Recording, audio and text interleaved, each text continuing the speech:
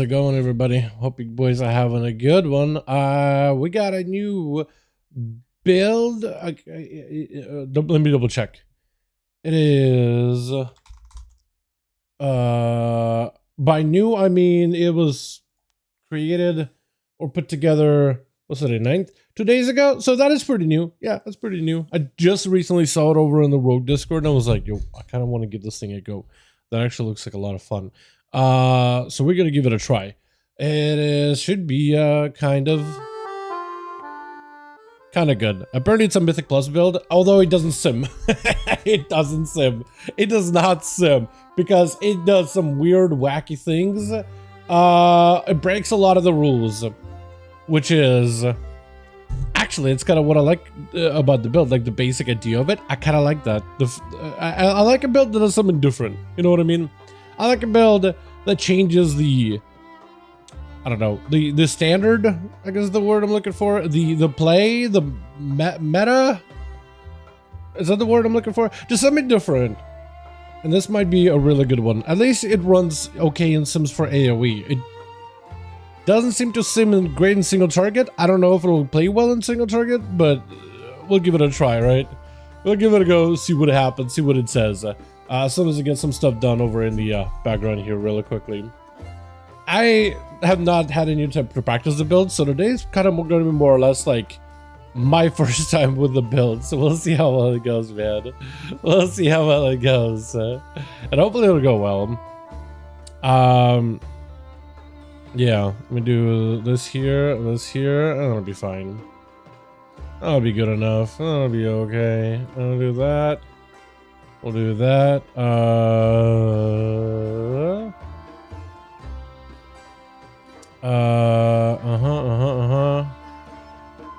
Give me a second. Promise you we'll get started here. Actually started in just a second. Okay. I'm really bad at keeping a schedule. Insanely bad at, by that I mean. Yeah. Where's that one tavern music thing for WoW? Tavern music. They had like a full like release mix of it. Is this it? I think this is it. Yep. What is this? Feldraken? Let's do the... Let's get all the way back to the front. Back to the start. I'll have this running while I figure this build out. I almost feel like I should be inside of an inn right now. Just to add like thematics for the music. Alrighty. I have the build down, at least in my talent stream. I was just trying to figure out more or less how to play it. Because it does have some rotational changes to it. But I'm pretty sure Whisper actually might have a adjustments in his guide that goes over like the bleed build and like how the rotation changes with that specifically. So let me pull that up here real quick in a second. And we'll log in. I'll show you guys what the build looks like. On paper, at least, like I said earlier, it's really hard to sim this thing, especially for single target. It spits out some severely lacking low numbers because it doesn't really like make adjustments or the necessary adjustments, it seems, for pure single target. Like the correct ones. So, and I'm pretty sure I want to be running, I guess it doesn't really matter whether I run Traffic or Numbing Poison, does it? I mean, Traffic is better. Actually, Numbing is a little better, isn't it? With like Mythic Plus. But yeah, so, but I did look up like, what another rogue does it for this build, and it doesn't look like they changed the rotation too much, and the damage they do in single targets is decent enough. It's not going to be amazing single target, but it's a lot better in AoE. Does Whisper have any specific like every rotation, single target rotation? Doesn't seem to have anything for single target, however, unfortunately. What about talents? Does he have that build?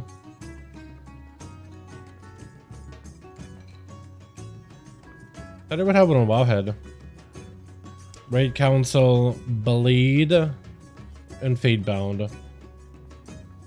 If mobs are done too quickly for spatter and you're new to the spec and custom spatter is still too difficult to track, a big emphasis on change internal bleeding. Acceptable is a new friendly option at the start. When played correctly, spatter will always provide more damage. Take note, the current best bleed build leverage iron wire. Oh, that is the build. That is the actual build. There it is, boys. It uses arterial precision. It actually finds value out of it, but it doesn't use Kingsbane, which is super weird. Blight side changeable as well. Recent bolster ambush and blight suppose add and standard recommendation.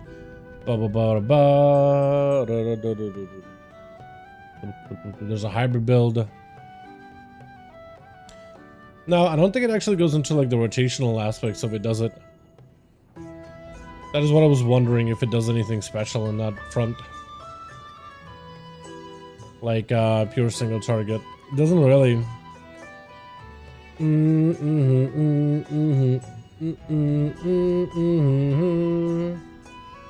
for Kingsbane if you have to charges, but it doesn't actually go into like what to do with Shiv when you don't have Kingsbane. Which I guess means you just want to use Shiv on cooldown. Good precision on 4 targets after applying bleeds.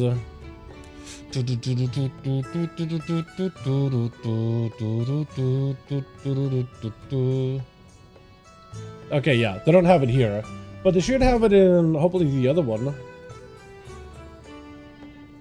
I mean, roller movie, exactly. Let's see.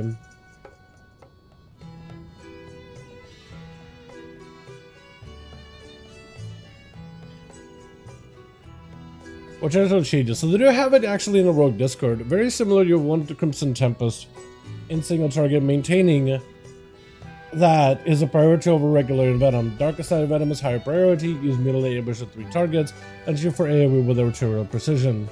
Minor things to keep in mind: avoid refreshing multi-target CT. Using Shiv and AoE with 35% agent low is a good idea. With Zoldyck at the end of a boss fight, it can be a good idea to keep Shiv for AoE. Plain Sun Demise execute effect can offer result real world gain. As an example, this fully demise rupture is worth more than a Venom into target situation. Possible to model in Sims, so it's actually could potentially have some real value, but can be simmed. Single blades is a large part of the damage. You still want more aggressively rupture and AoE to keep energy top 50%. Single target variable mind again to stay above 50 energy for sanguine damage. If actually be ignored on a hectic fight.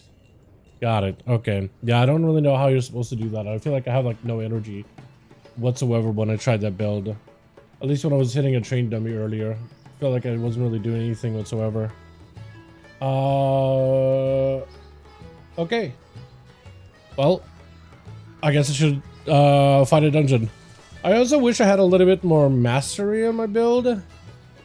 Wish I had a little bit more mastery.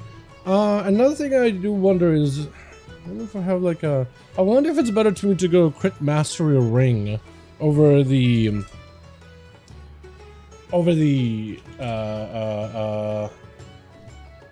Cersei's. The Cersei's is good stats. I don't even know what stats it gives me actually. What stats does Cersei give me? Crit? I feel like it doesn't give me crit, but I can probably go to be more mastery heavy. Or is it mastery? Looks like it actually gives me significant mastery. It actually gives me a lot of mastery. Hold on, without it I have 9,000, almost 10, and with it I have like, it's like 5,000 mastery. Jesus, okay, hold on. Maybe Cersei good over a crit ring. Maybe that's why it's telling me to run that. I have crafted. I also have, this is a crafted. I actually should sim that too, huh? Let me sim it. So I did craft some items, mostly for like, they were mostly crafted for Assassin Outlaw more than any other spec. But like, maybe if I just sim it and see if something good comes out of it. And I'll plug in all my other trinkets. I will plug a Hope of Blighted, blah, blah, blah, max sockets. Wait, no, max sockets. Cool. And I think I keep the boots as it is for now.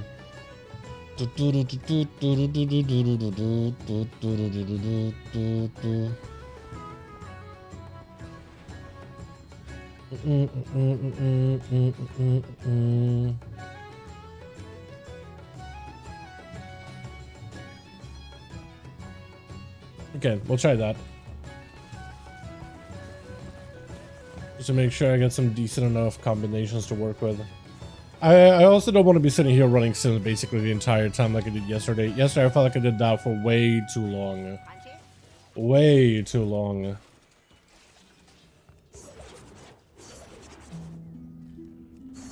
But this is more or less the build. A couple things it does is it actually uses Mutilate pretty aggressively. And it will use Mutilate and Ambush at 3 targets or less, so it has a bit better cleave. It plays into Arterial and uses Shiv to AoE. And Shiv generates a lot of calm points too, so you will just use Shiv pretty regularly. Shiv also has this big execute value, so if you have things blood up and you Shiv, that increases the value of bleeds, and then Sudden Demise could do a ton of damage. Sudden Demise being 15% more damage instead of 10 is also kind of big. Set of Blood is good, Carnage is good. Carnage does make you want to put Ruptures a lot more aggressively with this bleed build. Because you just Rupture things, Garrote things, Crimson, and then Shiv. And with this build, you actually want to run Crimson in single target too. Like, it's actually worth it because of the bleed damage amp. Master Assassin for that stealth window because we are playing without a trace. This'll T for the energy. Missing that Kingsbane is going to be weird, but any target, like, anytime you're cleaving multiple targets, like Follow the Blood is going to be great because Phantom Knives and Crimson Tempest deal 30% more damage while 2 or more enemies are afflicted by Rupture. So just like putting up Rupture on more than one target, and then your Crimson Tempest just does giga damage, or a lot better than baseline version would.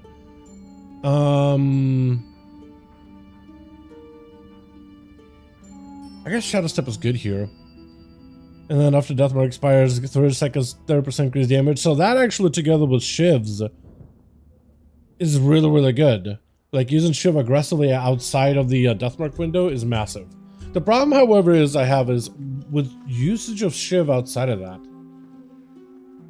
Oh, and actually for even single target, it's telling me to change something. Actually, I should run the sim in AoE, shouldn't I? Because this thing doesn't seem to sim single target well, but Dungeon Slice, it's kind of giving me good numbers for some reason. I just want to know how the hell do you use Shiv? Like,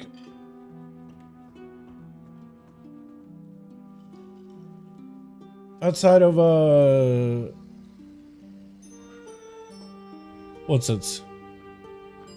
What am I trying to say? I'm trying to figure out how to use Shiv properly. Like, outside of Kingsbane, because I'm so used to Shiv just being tied to Kingsbane windows.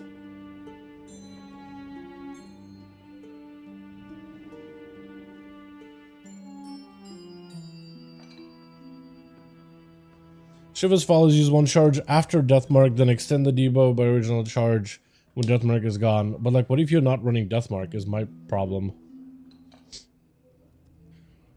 How do you use Shiv without a Deathmark?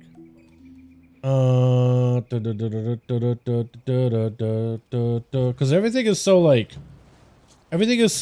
all the guides are written in terms of like Kingsbane. Like it all just assumes you're using Kingsbane for all the builds.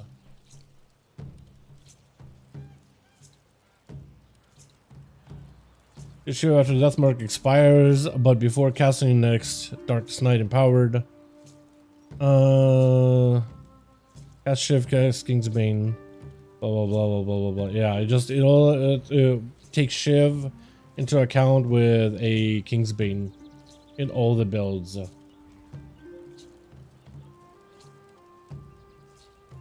Maybe Whisper's Guide has like some explanation behind Shiv. Because I'm pretty sure you used to just use it on cooldown, but I just want to double check at this point. Shiv is connected to improved Shiv with precision lightweight Shiv servers. A cornerstone of assassination cooldown loop. Other cooldowns might get attention, but Shiv is the actual glue holding it together. It's always better to have charges available with significant moments of damage, notably the Kingsbane. In AoE, you can use charge Shiv counter to buff your bleeds. I should hold it for last charge of Kingsbane. Doesn't actually say much about Shiv outside of it though. Advanced session tips. Refer to dry Shiv. Knocked into chain cooldown. Strange rotational abnormalities that happens when Kingsbane is weak, like the current season. To properly cast dry Shiv, several buffs to be active. Maintain one being Linger in Darkness, addition to Darkest Night. Should both of these be active, Shiv is available. You want a Shiv. Subsequent Venom. Your next Kingsbane then will not have a Shiv immediately before, but in single Shiv, which covers 8 seconds. For AoE, Shiv is not worth using for overall damage unless you're talented into precision, but the damage it takes from caustic spatter. Shiv 5 targets again when talented into step as dry Shiv returns is no longer optimal to cast Shiv with cooldowns, set up into above the bleeds during AoE. So it seems like I should basically try to line it up with Darkest Night if possible. Otherwise, just like use it and maintain it in AoE, it seems. That's going to be a little bit for me to figure out like a good timing for it. Because it used to be like Shiv used to have a very specific use case, and I wonder if I have it written down anywhere.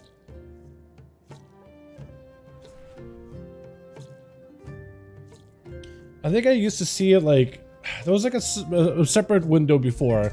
Either on WoW or Rise events, I can't remember, but so I don't know who wrote it, but it used to basically go over like kind of like what a subtlety has for their cooldowns. Like it has every single like qualifier as to why you should use and when you should use a cooldown, and what other cooldowns you could tie it to. But if you use them by yourself, what needs to be active.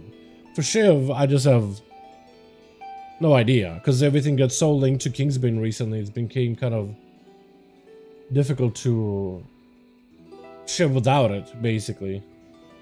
Yeah, and even in my guide, I have a little just so tied to Kingsbane, but I'm not trying to like trying to remember like exactly what other things you can do before you Shiv as assassination.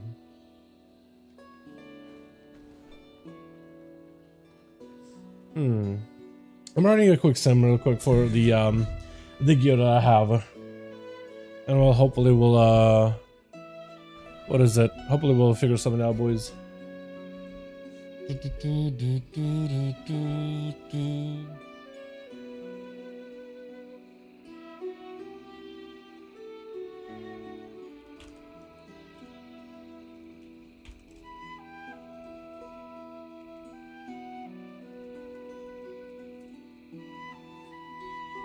We're gonna pose the fact that we're streaming disc.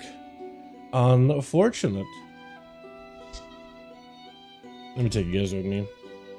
We're close. I just want to make sure I'm running like actual decent gear for this.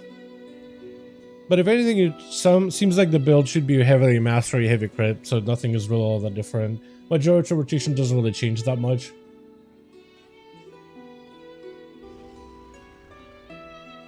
Did Whisper write anything about Shivs?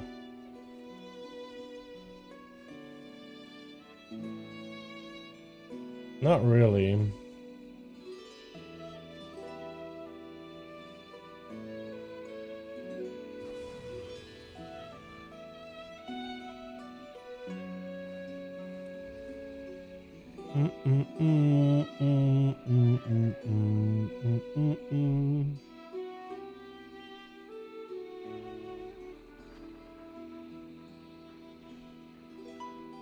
Yeah. That's unfortunate. And maybe I'm just putting way too much emphasis and way too much effort on like how to use Shift properly. I just feel kind of like when I was hitting a dummy earlier, I was just hitting it for a decent bit and I was like, wait, I'm not really pressing my Shiv because I don't have Kingsbane. So it's like I have 2 charges. How do I maximize this thing right now? I have no idea. I know that I should be using it together with like Kingsbane window or Deathmark windows, but then it's like without Kingsbane, I'm like, wait, how do you Shiv by itself? I don't know how to dry Shiv anymore, dude. I don't know. I guess I'll just need to start slamming it whenever I have 80 kind of like little buffs like this, or the capstone maybe. But like, I guess in AoE it's gonna be a little easier just because you can actually use it for AoE. And like I was hitting some dummies earlier, chat, and the damage it was doing, I mean, it's gonna be kind of scuffed with all the damage being low, but it was looking kind of good. Let me just like hit everything here.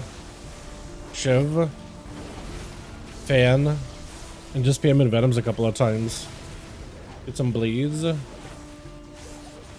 Make sure Crimson is still rolling. Get AoE and everything. And like, well look, 9 million damage.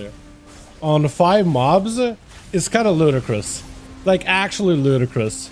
You know what I mean? Like, why it should not be hitting this hard? You know what I mean? Just should not be hitting this hard at all. And Lair of Darkness is definitely a great time for me to have Shiv available. Because of buffing all that nature damage. So then I have like 0 issue. Both Zoldyck and Sudden Demise with Shiv True Precision. That's basically what this build works off of, actually. Zoldyck didn't get buffed, but our True Precision did get buffed. And with Sudden Demise getting buffed up this season, it's actually worth playing, apparently. I have a good one. Happy. Dude, what's up, HAO? How you doing, my man? Hey, what's up, Grim? But yeah, doing like 9 million on 5 targets. Sanguinary Blades, I guess, does also a lot. Because this build loves energy. So apparently for this build, you do want to put ruptures on the world if possible. You want to have a priority target. And the Venoms are kind of like a bit of a backseat. But if you can keep yourself above a certain amount of energy, then you're golden. Also, you need to start combining Thistletea into those Shivs. Apparently that is the play. And the Trinket, the House of Cards, apparently that could be used on its own natty. Okay, did the Sims. Apparently my current setup is this for M+. So that'll be okay. But yeah, so it's in AoE, this thing apparently can pipe. It can do a lot of damage. A lot of damage. I'm pretty sure I don't actually want to do internal bleeding with this, do I? Or is that what you actually want to run with this build? Hold on a second, let me double check. Because what if it's a big bleed build, maybe internal bleeding is a play. I don't really remember. I don't really know. I'm going to look up the town build for Whispers. Hey, for Azeroth? For Azeroth, my man. For bleed. No, apparently it's just spatter. Okay, that I can do. Alrighty, well, let's try it into 10 or something, right? Let's just jump into a key. Or 12? Or 12? I mean, I shouldn't have any problem getting in. I just don't really know how well I do. I kind of want to do like a big pool, big AoE key. Like a Dark Flame is pretty good. Cinderbrew would be huge. Motherload would be great. I just want to do a key where I could just like cleave the world. Actually, I think Motherload would be the best key for me to like really stretch those like AoE wings, if you know what I mean. Actually, Priory is also really good for that. There's 2 target fights too. Maybe I just try that. I just wanted to go like big AoE. I just want to hit the world, dude. I just want to hit everything.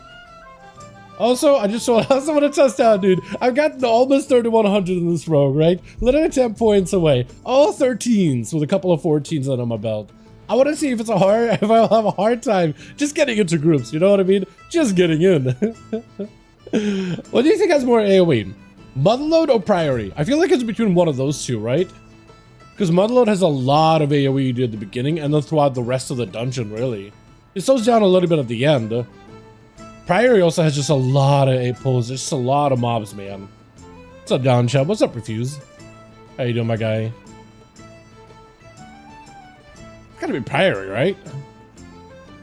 I think it's maybe Priory. Insta, dude. Okay. Yeah, this is gonna be fun. I'm gonna run the, do I have everything? I probably need more. Excuse me. Can I borrow that real quick? Thanks. Can I get that?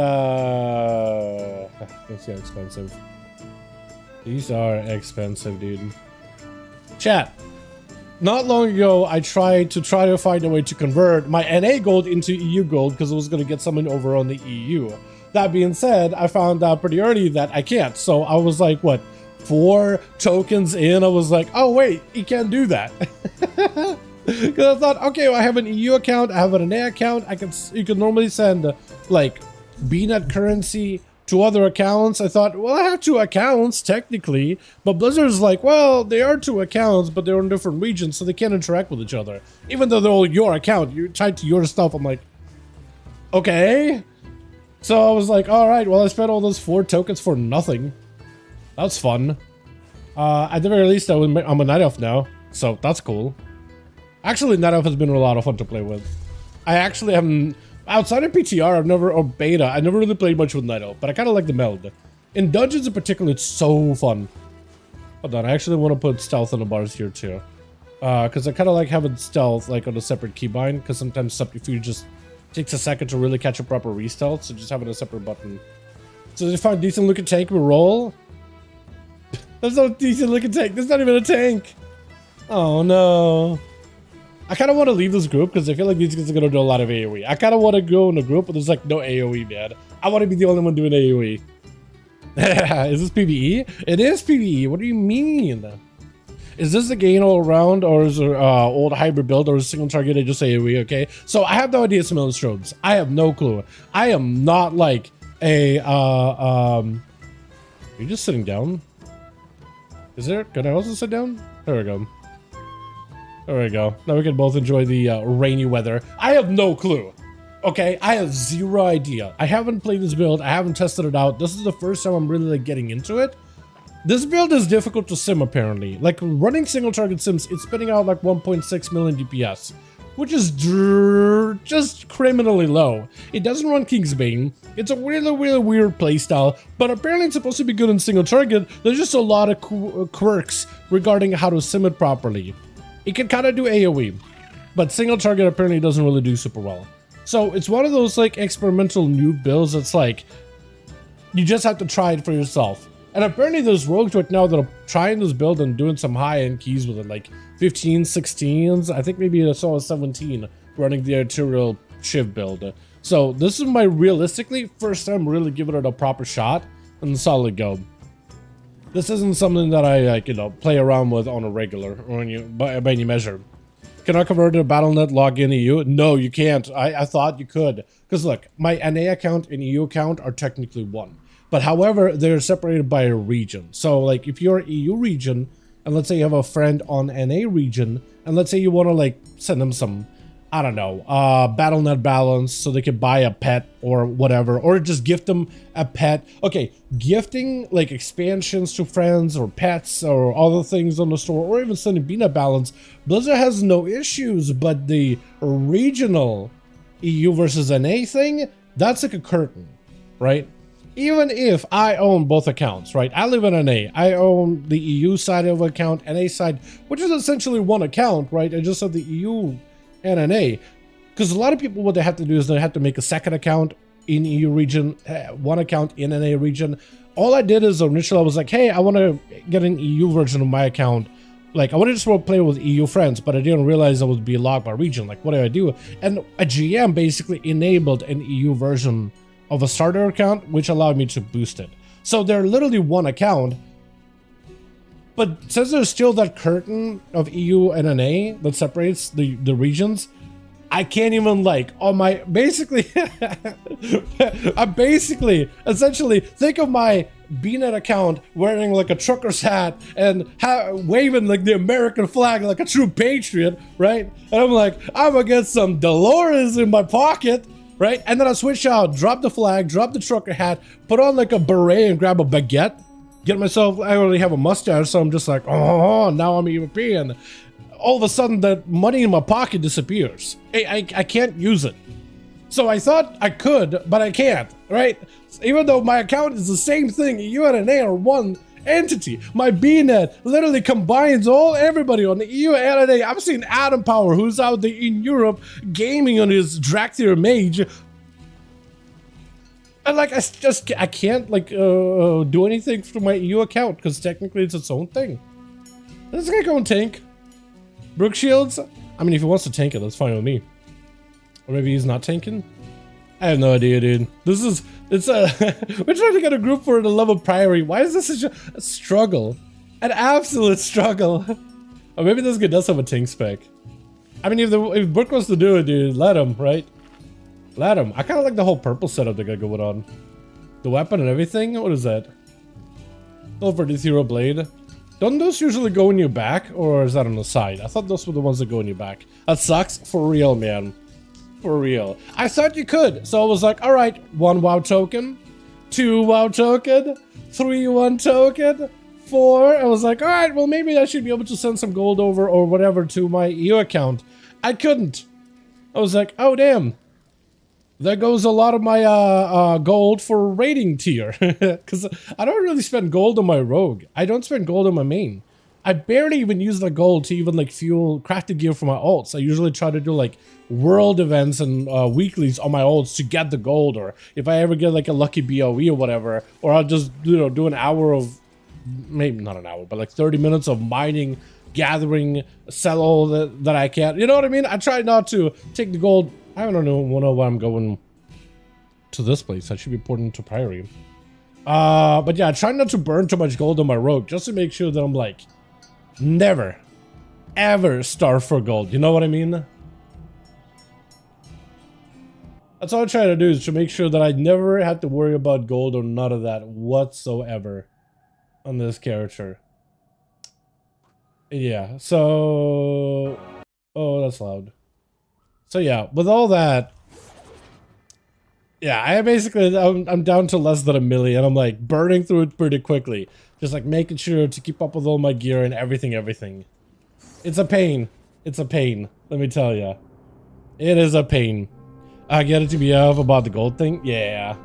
Like, cause I don't know, man. I just like having, I've always been the kind of personality to like, I like having a fair bit of pocket change for a rainy day. Whether it is like IRL or in-game. And not having like, what, 2 mil gold just sitting in my character's pockets, just burning a hole, just feels weird, man. Not gonna lie. Feels very, very unusual. And this is not what I'm used to. I usually have a little bit of gold as a nice little safety net, just chilling. Also, should I be using Alchemical Chaos? Or is that full Mastery Flask? How does that be your sim? I can probably see what it runs, right? Hold on, yeah, let me do just like a sim on this one, because it was doing gear compare. But if I do like a dungeon slice sim, I just want to see what it defaults to in terms of consumables. Because technically the Alchemical Chaos, it like switches stats, but it is more stats. It's like 3,100 for rank 2. What do we think about the next raid? What do you think will be the next raid? I think Ethereals. I think the setup where we go to Karesh and we fight Ethereals, we fight Remnants of the Void, because it looks like Harbinger, the Xalatath. She's basically the Harbinger of the Void Lords, the guys that swallow up worlds. You know, Azeroth is singing a song, it is about to be consumed, and the Harbinger of the End. It looks like she's been gathering a bunch of this like strength, power, force, all these like, you know, I mean, they drained Galakron from alternate timeline. They drained the shadowy version of Beladar. They'd been draining and collecting a lot of power in that little, you know, the Dragon Soul looking thing. And they're probably going to use it. But now that those guys have access to it. Oh, apparently it does have me running Alchemical Chaos. Okay. I'll run it. The randomization of stats, like versatility wouldn't be amazing, but crit is good. Crit is good. It doesn't... Looks like the ring actually locks in mastery and just keeps it, even if it gives me like lots of crit. That's good. As long as it does that, then I'll be okay. Yeah, so this is gonna be fun. I've never actually played this build, so this is gonna be my first time properly testing it. Hopefully Brook just does a big giga pull. I need Urukon to come back. He will at some point. I don't know when. I feel like he'll come back as like a mini bad guy for like a 0.5 patch and he'll die immediately. Like, just not gonna lie. Wait. Are we pulling around the corner? Are we just going in? Are we just chilling? Are we not chilling? Oh, it's a tiny pull. Oh, that's our pull hurts. Immediately hurts. Immediately hurts. Ow. Why does it hurt so much? Why am I in pain?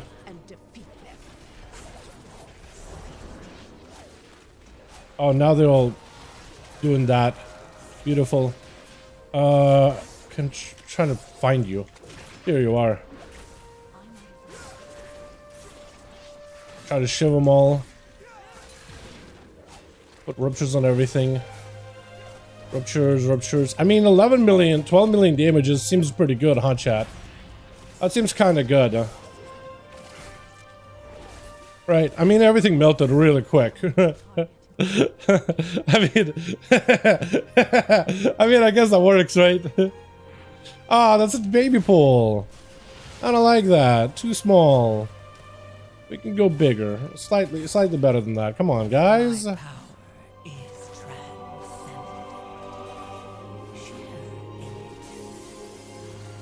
Where's the guy that I'm looking for?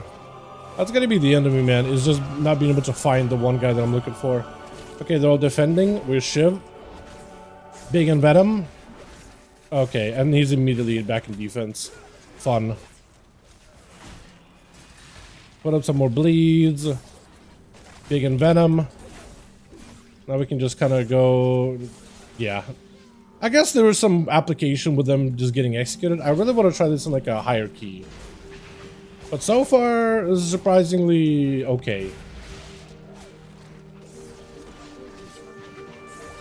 Hopefully they don't defend too much. Also, what keeps hitting me? Like, there's gotta be like a mob that's just getting aggro on me, right? Oh yeah. This is just not gonna go well.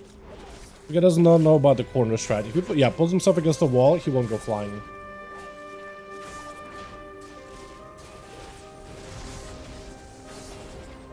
I guess I'll stun him.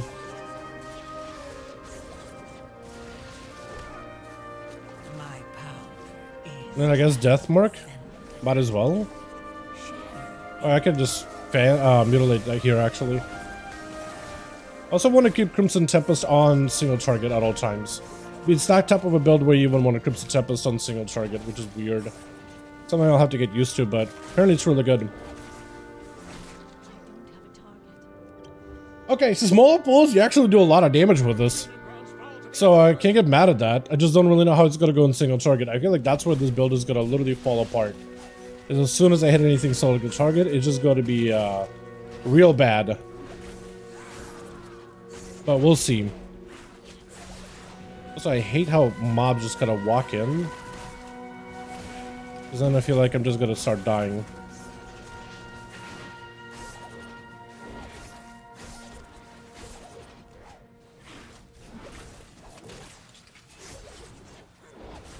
Lucky Strike or Lunging Strike. Real Phantom Knives. Bleed up. Big Crimson.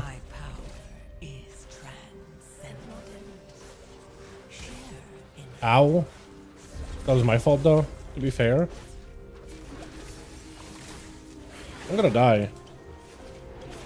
Yeah, that bleed hurts a lot. I kinda knew that she was targeting me. I could just feel it, dude. I could feel it in my bones there.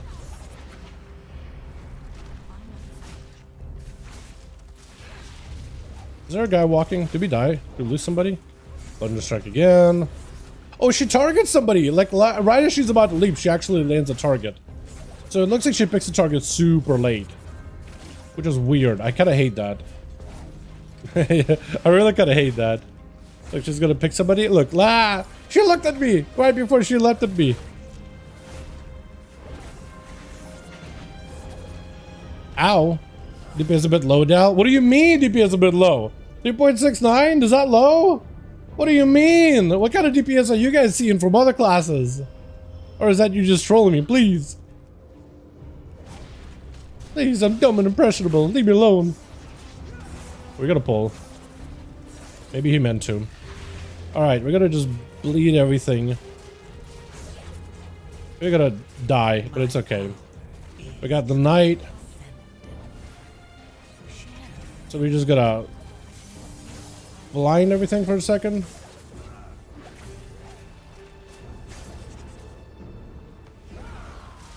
Cloak didn't work, which is unfortunate. There's a guy just... Yeah, thank you. Try to put a bleeds on everything. If I can. Bleeds on you. Bleeds on you. Alright, so things are dying. Crimson. I mean, 6 million, is that a lot? I feel like it's not really. 6 million in that kind of a pull seems like very, very little. But maybe I'm doing okay. Feels like there's a lot of like pad damage though. This should be a huge AoE pull. This could be a lot of fun, depending how this guy pulls it. Or not. Or it's not going to be fun. But we can still bleed everything.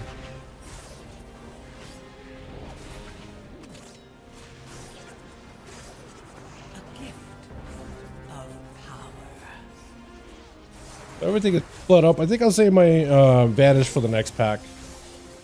Also want to be on one of these guys. Probably. Because these things are going to die. Eventually. They'll just start like blowing up. We get them both low. Nice, yeah. They just walk away. I mean, 6 mil. That's kind of okay, right? Anti-pulls, dude. I'm just doing my yeah.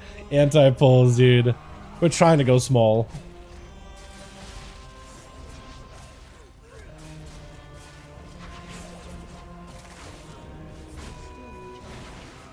Gonna try to see if I can Shiv. Couple of ruptures. Big AoE. Still got a Shiv on her, so we just gotta rebleed. Okay, yeah. Elemental Shaman definitely popped off versus me. I couldn't do much there. Although decent in Venom.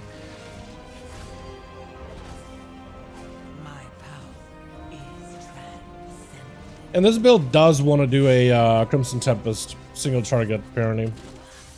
Apparently it's a higher priority than Venom, surprisingly. But yeah, it seems like a lot of pad there, doesn't it? Love the way you pull these keys in 10 to 12s. You love the way I pull, dude. Yeah. You know how big I like the pulls. You gotta go big, man. You gotta get some real big value on these pulls. Okay, so I got a decent bit of damage here with Shiv. Because I can go with that big in Venom. So this is more or less like me trying out the single target part of this playstyle. I'm gonna take damage. I probably shouldn't have cloaked them. Like, I don't know how to use Shiv here, honestly. Looks like maybe just a little bleeds is fine. Oh, I did catch a restyle just now. Like a proper shadow meld. Oh, wait, that's actually so fun then. For some reason I thought I wouldn't be able to. I felt like it would be scuffed. But you can. Alright, so everything is bled up, right? And if I Shiv him, he should take a lot more damage while in execute range. Normally I'd be using my trinket on cooldown. Because it just will desync with my stuff. There's nothing I can do about it. But yeah. I guess it just has like this cleave, bleed, execute potential. 2 targets should be really good on this guy in particular. We'll see how it goes. We'll go road. Riga road again. I want to go for full mark. Shiv. Apparently I just don't want to reshiv if I can. And mutilate. I just want to mutilate the entire time.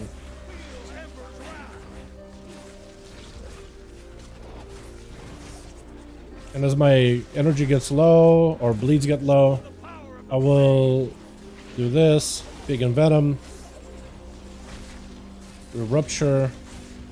I gotta AoE. I gotta build comp points. Shiv to cleave both of them. Big Venom. Gotta re-corrode.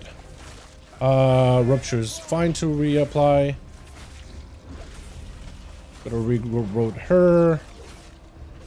And Venom. And I think I want to set up for another one of the capstone thing. Re-corrode. Crimson. We'll re-rupture her and corrode her. Shiv him because it's an AoE. And I mean, the AoE damage is doing is pretty okay. It's more targets for me to Crimson Tempest. I'm trying to keep like my brain here all together. Struggling out here, boys. Riga Road her. He doesn't need a Riga Road yet. There we go. Alchemical Stone, 40% uptime. That's really good, actually. Wait, that's actually solid. I didn't realize it was going to be that good. Wait, that's actually nuts. Okay, well, my bleeds were pretty nice to set up there. I could just spread AoE. And I can Riga Road him. We can add a Crimson Tempest again. Everything kind of just hurts. He should die in a bit. Yeah, like, I mean, that was okay, I guess. The single target damage, I think, is going to suck ass on second boss and third boss, but AoE damage is probably going to be good. One knows, really. Oh, hell yeah, bud. Hell yeah. I'm going to try to garrote all of them. And rupture them. And, yeah. Where's the guy I need? Where's the guy that I had targeted? Is this the guy? Not you, the guy. I'm gonna hit you. Ow! Rigo Road, everything?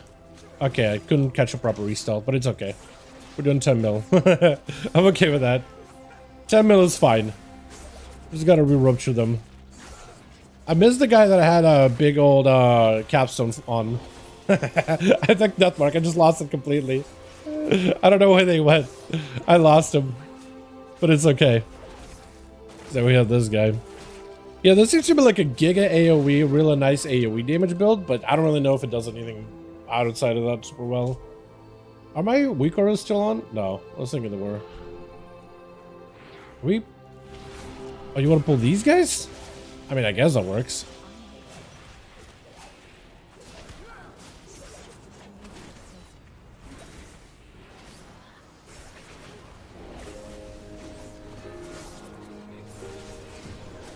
We can just go re-dot everything. Got 2 casters there though, so that's gonna be a bit of a problem. Trying to find the guy that was hitting again is kind of a pain. Not gonna lie. Are they just healing? Hopefully not.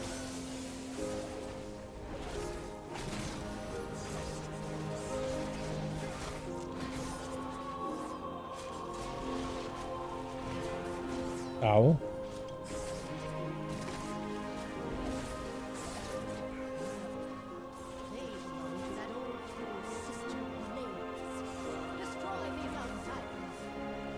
Okay, as long as I can catch resets, I think we'll be alright. For the most part.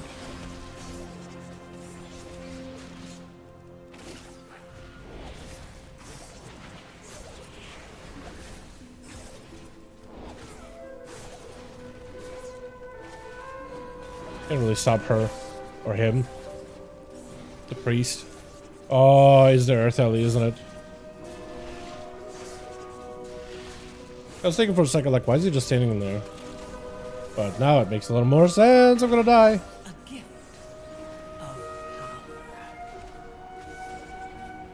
I need to have a go at somebody here at some point. Yeah, they're gonna get all buffed up, I think. Yeah, they're getting beefed up. They're also gonna start to hurt a little, I think. I'm still just AoEing. I don't even know if I should hold cooldowns or if I should send them. I'm just holding them. Because things are gonna hurt.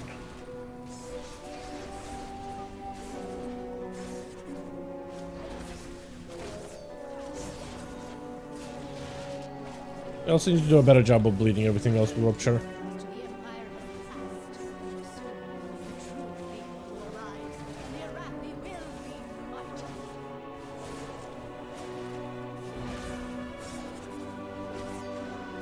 See you down. Thank you so much for coming by, my guy. I failed to plus ultra flame on 3rd boss. DPS couldn't do the circle thing properly. That is unfortunate. But you know what? I feel like that's kind of expected sometimes. Honestly, I'm not surprised. I feel like I've been in way too many dungeons where something like that happened. Be honest. It is not you. I feel like some pugs do struggle with that. Like, really struggle with it. Did you just soak all of them? Ow. We've got to be res. Oh yeah, I gotta make sure I got a normal bleed on him.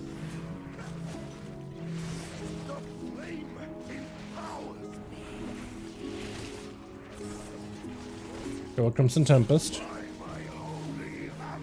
Yeah, Shadow Meld doesn't actually do anything much in PvE, at least against bosses.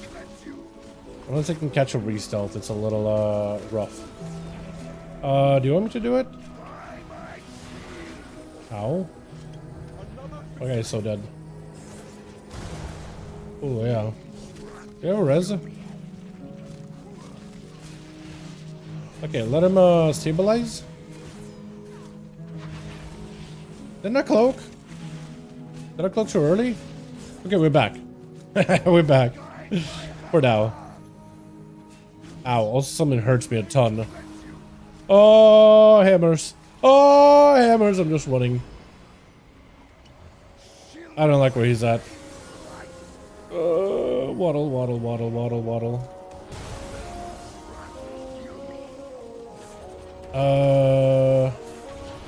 Okay, we're gonna do one of these. Put up dots on him again. Okay.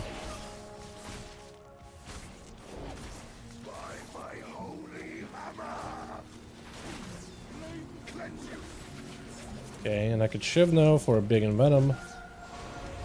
If he ever lets me. Shield.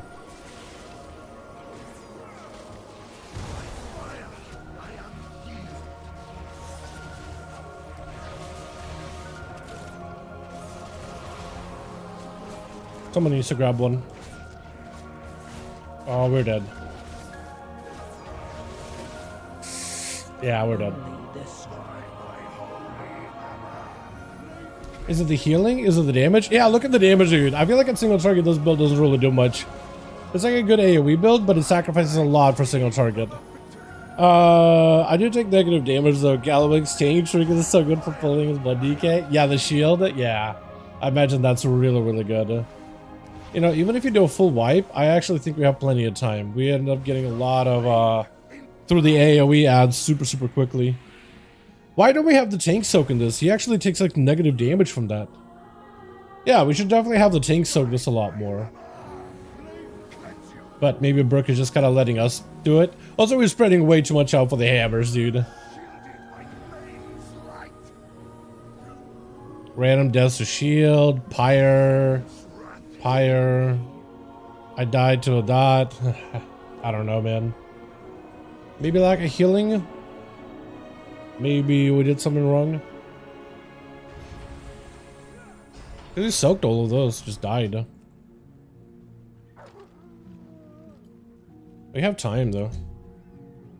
It's been a second since I've done like a lower Priory. Normally I do like really like a 13, 12 or anything. Try attempting 14s which haven't gotten successful so far since I haven't timed one. That's like the only Priories I've really been on recently. I don't even know what a 10 Priory looks like anymore. I hate the affix though. I do kind of like dungeons at 12 and higher because it's like you don't have to deal with the affix, you just deal with the dungeon. Show build please. Here we go. This is the full bleed build. Constructed by Whisper, made with collaboration with I forget who now, but it's like a full-on bleed build to utilize the tier set, utilize the buff storage sudden demise to try to make bleeds majority of damage in a key. It does seem kind of to do very little damage in single target unless I'm playing it incorrectly, which is very much a possibility here. Also need to be doing the Crimson here. I hate how the hammers are like everywhere, man.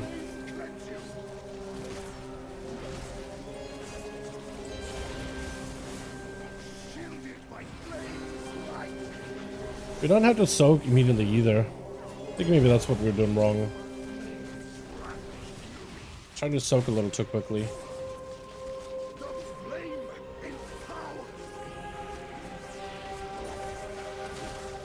An advantage is to put up a better garrote in this guy. Give me purity. I'm gonna stay with him. Crimson's on him.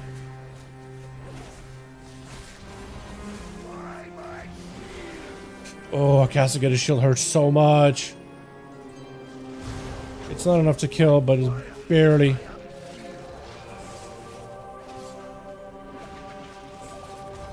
Oh, I got a cloak after I soak. Okay. I see how that works now.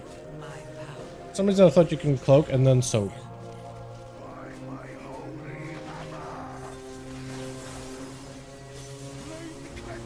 Yep, he's gonna do his thing. I'm gonna try not to get hit by the hammers. At least I fainted that.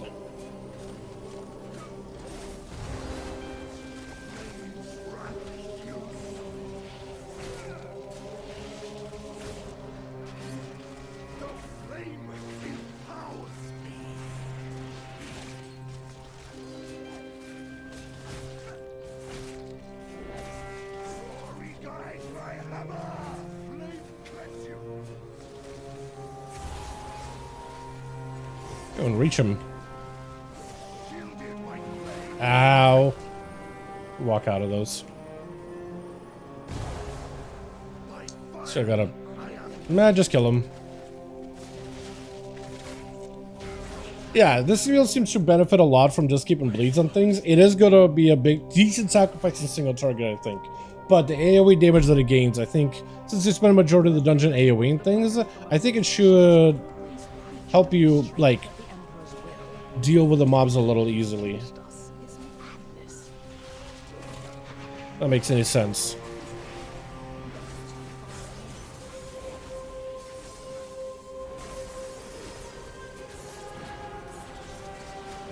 I'm gonna reshiv everything. Just kind of let Envenoms do work.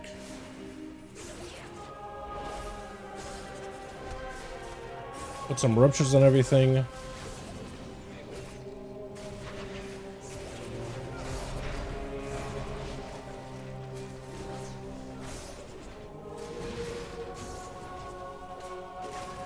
You more or less can see kind of like where the power of the build comes from is the AoE damage. But you do sacrifice what seems like a decent bit of single target. Apparently it's supposed to be really good in single target, so maybe my optimum of Crimson Tempest needs to be better. Which is probably the problem, the issue that I'm experiencing. Probably need to do a much better job with that specifically.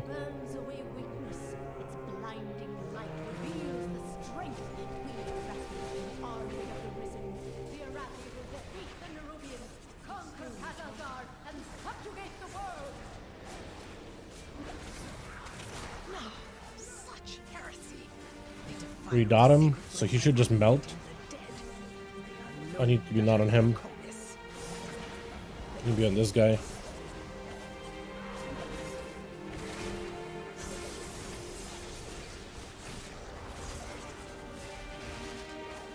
I don't think we can kill him. Yeah, he's gonna get healed. That's unfortunate. If it is harder than the boss on the 30, it does, yeah, it does have execute value. You can save like a charge of Shiv when the boss gets super low. It has this whole like Zoldyck recipe and then Shiv to boost the damage of bleeds and poisons. So it's kind of nice in that department.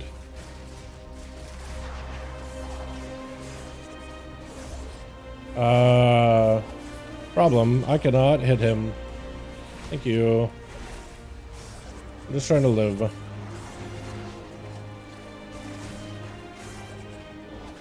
do have a full death marks. I think I'm just gonna use it.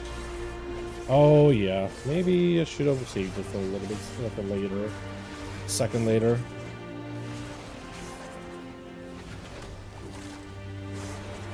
Gonna stun you. Where's the guy that I had death mark on? I don't even know. Okay, you are my target now. You're my friend now. You can bleed everything here in a second. Garrote. Put you... Was that the guy I was attacking? Okay, I don't even know anymore. Blind? Okay, a lot of them got healed. That is super fun. Can't really stop him.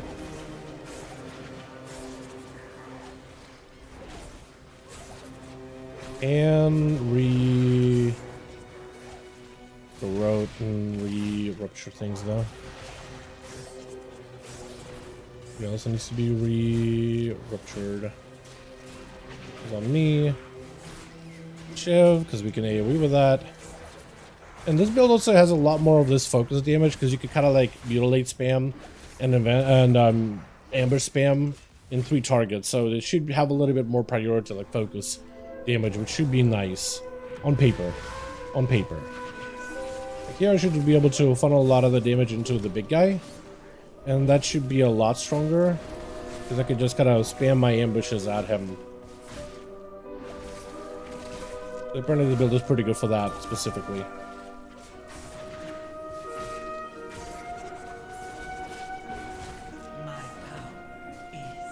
Pretty sure I missed my kick there, which is unfortunate. I need to... Okay, with his AoE damage out here, I need to be a lot better at, like, melding. I have full Kingsbane coming up, though, so it should be big damage.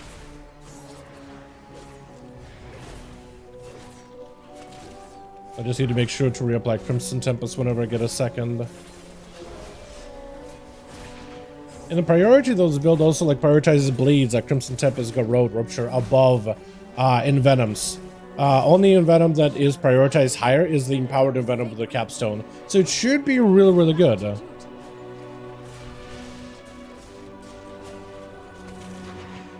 Okay, so now I have a prior target.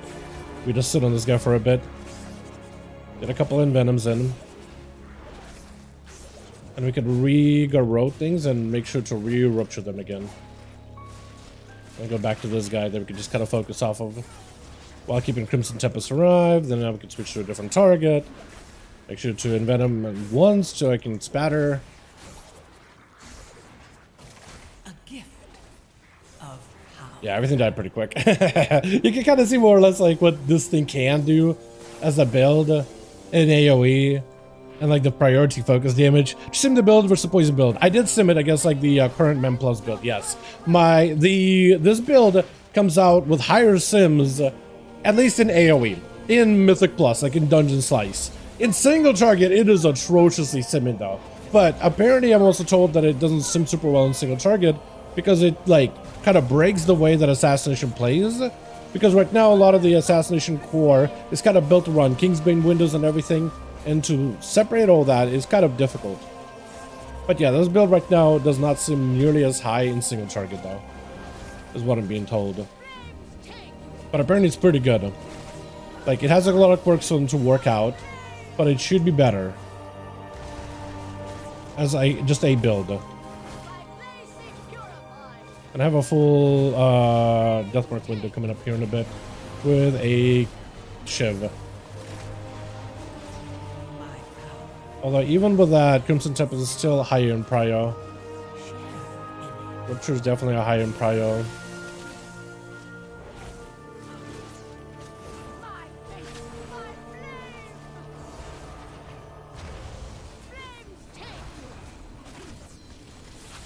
Crimson.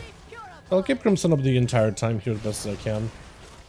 Should be phasing here soon. I have a good go road ready for her. Yep. Kinda wish I was in a better spot when I phased her. Line of sight? That's so lame. Okay, well I can go road her with good bleeds. I don't know why I went so far out. Somebody's gonna have to take care of the ads, because I can't really do that super well. Can't really slow them. Don't have a crippling poison on this guy. Roots on one side, sun on the other. I'm okay with that. I can do something like that. I can do a little cheesy little Crimson Tempest. Right? I can do something like that a little. But oh, they hurt. She blinding? Nope. I thought she was trying to blind just now.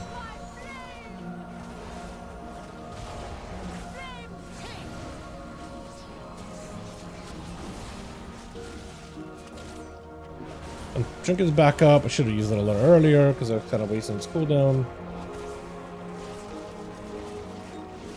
Okay, Big Envenom's back up. Didn't have a shift for it, but it's okay. I can read Crimson Tempest. I have a big Deathmark window and Shiv combo that I can use. I'm gonna send it here. She's in execute range, so this will be like a really good AoE window. It bleeds and all that. But she died really quick. And you can see the overall damage. Ooh, and I got a Signet. Ooh, this actually, Signet is a little bit better because it lines up with Deathmark better. So that's actually a good trinket for me. Unless somebody actually needs it. The damage about 4 mil. So that's pretty good, right? For a dungeon with as many mobs as there was. Pretty good. Yo, Rogue, you need trinket? Chat, do we give or do we keep? Do we give the trinket away? Nearoni, how you doing, beautiful? Or do we keep? I usually say Deathmark until the boss hits 30. You can do that, yeah. Like, you could delay it, you know? Chat, I'll let you guys decide. Do we give or do we keep? He says keep. I'm letting you guys decide. They're already rolling on the trinket. I never said I'm giving it away either. They're already rolling on that trinket that I got. Use both trinkets. Use both? Cards and I was gonna use only one. Keep. You guys are saying keep. Yeah, I keep. Yeah, I think I keep. TY all for group. Yeah, the lens of mastery that you have. I don't have lens. No, I have C Forum and I have House of Cards. The Signet. The Signet? You mean keep the Signet in with that? Okay. Either keep or sell? Yeah. I wouldn't sell. Actually, no, I probably should, dude. I am jonesing for some gold, man. I am jonesing for gold. So maybe I should sell. And I do have a recipe. Healing character grants you Ember 2 unified embers. Is that even good? Does anybody actually wants it? I need to put both of those away in my Warbound bank just to have my leather worker slab those. I'm so glad, dude, I got my hunter to be full leather working. It's so nice because I can craft my own gear, like this belt, these boots. Can just craft them myself. All leather, can craft them. My hunter cannot craft gear for themselves, but he's literally there to craft gear for my rogue. I love professions. 3K RAOs a rogue, you must have friends. What do you mean? Hold on. I do have friends that I did do some keys with. I have some guildies that I did some keys with. Darkflame Clefta did this one with friends, with guildies. This one also did with guildies. This I pugged. This I think we did with friends. This I pugged. This I pugged. This I pugged. And this I think we did with friends. So like a good portion of my 13s, I pugged. And like a lot of the 12s that I was initially pugging to, I pugged all of those. Yeah, I pugged a lot of those. So like, look, I do have some buddies that play. That being said, I did do some like 14 theater. I mean, if it wasn't for Nala, and he wasn't playing Oracle Priest, but we had Nala, we had Shiny. We were just literally hanging out with the boys, casually doing some keys. We got a decent tank, and like, key is very doable. Like, we might as well. Yeah, yes, I gave 3 invites, 2 to BLEEDS, 1 in time on 11. That's rough, man. That's rough. I feel you on that. But yeah, so the Priory trinket, the signal of the Priory is going to be a little bit better here for this setup. I do want to, I probably should sim it to see how it is in raids. My chest piece was off. Oh, no, chest piece wasn't off. I was using the wrong one. I need to also update real quick. It was the general. Here we go. I like the no quiver in the back. It sims higher than just like, yeah. So let me show you the sims for this build real quick. It sims really good in dungeon slice, and that's it. In single target, it sims like absolute dog water. Let me show you. This build was fun, if anything. It was actually very, very fun to play through. Wait, I'm pulling up wrong thing. Raider IO. No, raid bots. Here we go.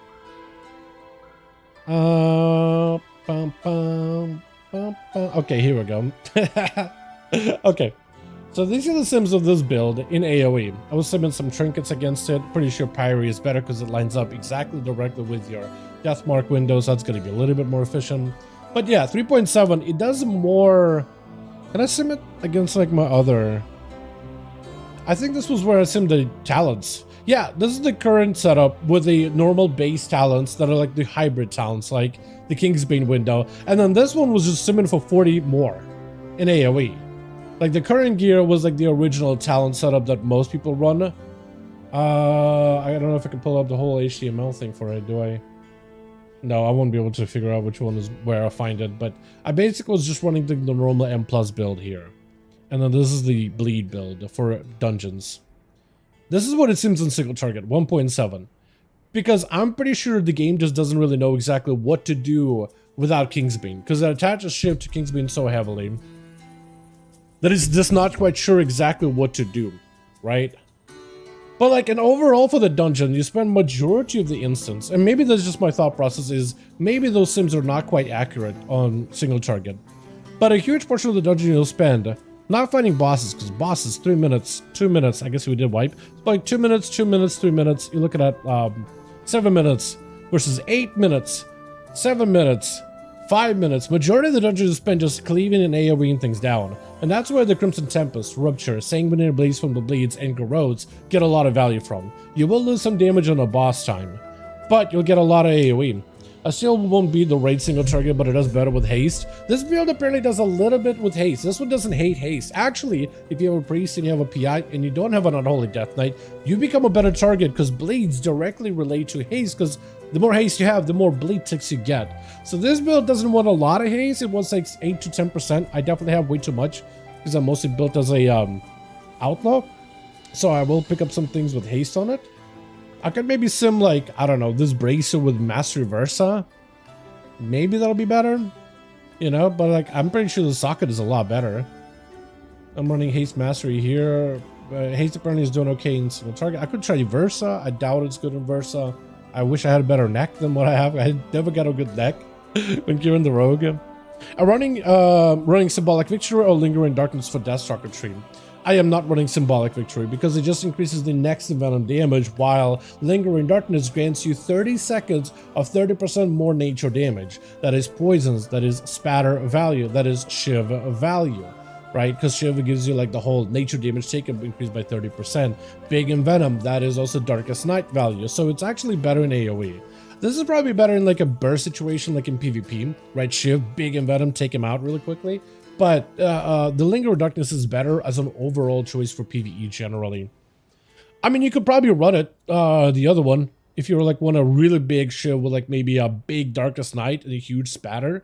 Maybe this would be good for like burst situations, like where like think of like last boss of Rookery, right? You break his shield, he takes more damage, and you get a fat Big Envenom in there. But I'm pretty sure getting like a Lingering Darkness 30 seconds during that 10-second window, 15-second, 20-second window, maybe even better. It's a little better in single target. I mean, if it sims for you, it feels better. You might as well run it. You know, you might. I don't think it'll make that big of a difference. I haven't simmed them, but I'm assuming it's not that big a difference. I've done from Holy Priest to Disc Priest. Me and the other priest who was Holy was skirts with a trinket from the vault this week. He got cards and boxy. Yo, I got Mr. Pick Me Up in Kazan. That's awesome. Are you playing the Oracle disc thing? Because that's really good on M+. It's really strong. I feel like you should definitely take advantage of it. And if you are one like Keystone Hero, Keystone Master for the season, now's the time to do it. All you gotta do is penance into a big shield on somebody, and they're not dying anytime soon. I think the benefits of when I hit is 23 mil. I need to see what you hit, but I love me some big old crits. That's trying to make Venom do big damage. That is super fun. I think that's really fun in PvP. Very, very fun in PvP. I think this is the best part about Rogue. It's just being able to like get some of the cheesiest Envenoms out there. I'm playing Oracle because Raid Disc is Oracle. Yeah, but Oracle is really good in dungeons too. Like you'll probably take that same Raid build and pull it into the dungeons. It is very strong. I played Oracle, and it's the strongest healer right now. It's the safest healer. It's really good HPS wise, but those absorbs when you can just put them before, like if somebody, let's say, is just being dumb, the DPS in a group, all of them, every time they play, none of them can ever get kicks right. Yeah, like all of them miss their kicks all the time. It just happens. Happens all the time. Many such cases. So like to be able to just shield them, so they're no longer like just getting slapped around because they're dumb and can't kick. I mean, it's just super nice. Makes dungeons safer. I mean, 3.4 million death strikes. During luck of the drop, by the way. Yo, with the cleaves? Is that what you mean? Yo, that's good. Does it buff the damage of the death strikes with the blood DK tier set? Or doesn't it just only, and this is me trying to search the back of my brain what it does. Doesn't your tier set just reduces the cost, but makes it cleave? Is that all it does? 11 million without a boss that gives you a damage buff, but 23 mil, 24 mil on the last boss of ML. Boss of Rookery? That's pretty nutty. On the first boss of ML, oh yeah, with the damage phase with the soccer balls. That is massive. Yeah, 50% all damage increase. Wait. Oh, the luck of the draw buff itself. I forgot about that. Yeah. Yeah, I was thinking about the 4 set specifically, I guess. Is that a... I was gonna say, is that a dog in a dress? I was gonna say something about someone Red Riding Hood grandma. What big teeth you have. Alright, let's do another dungeon. I guess we should do like, I don't know. Should I try like something a little higher? 10 to 12 maybe? Maybe like a Motherload 12. Lots of damage. What's another, like Dark Flame is a good AoE dungeon, isn't it? I just see big AoE, man. I just want to pull the world. That's all I want to do. Theater of Pain I don't think would be good. Although first boss with Cleave might be really good. Then Gourd Chop has some AoE. There's some AoE on the Necro fight. There's nothing. I guess there's a banner on PvP guy. And then Little As a spawn on final boss. I guess there's some Cleave. Or do I just do like a Cinderbrew? I guess in a Holy Death Knight, bro. I think I'm just gonna get washed out by that on Holy. I think I'm just gonna get washed out by that on Holy DK. Maybe Shadow Priest Enhancement Shaman Cinderbrew. Maybe that'll be a good play. I'm trying to see how good this build is, but do I compete against an Holy Death Knight? I don't think so, dude. I don't think so. There we go. We'll do a Mother Load. Dark Flame. Yeah, I probably should do Dark Flame too. I think we'll try to do a Dark Flame after. Master with Shammy. Yeah. Oh, he picked up on Holy DK. Either way, didn't they? Yeah, on Holy DK, there's Dippin' Crits. Dippin' Cringe. Devastation Evoker. Flame Shaper. Alright, so this is like the most amount of AoE damage you could do. The most AoE group you could get.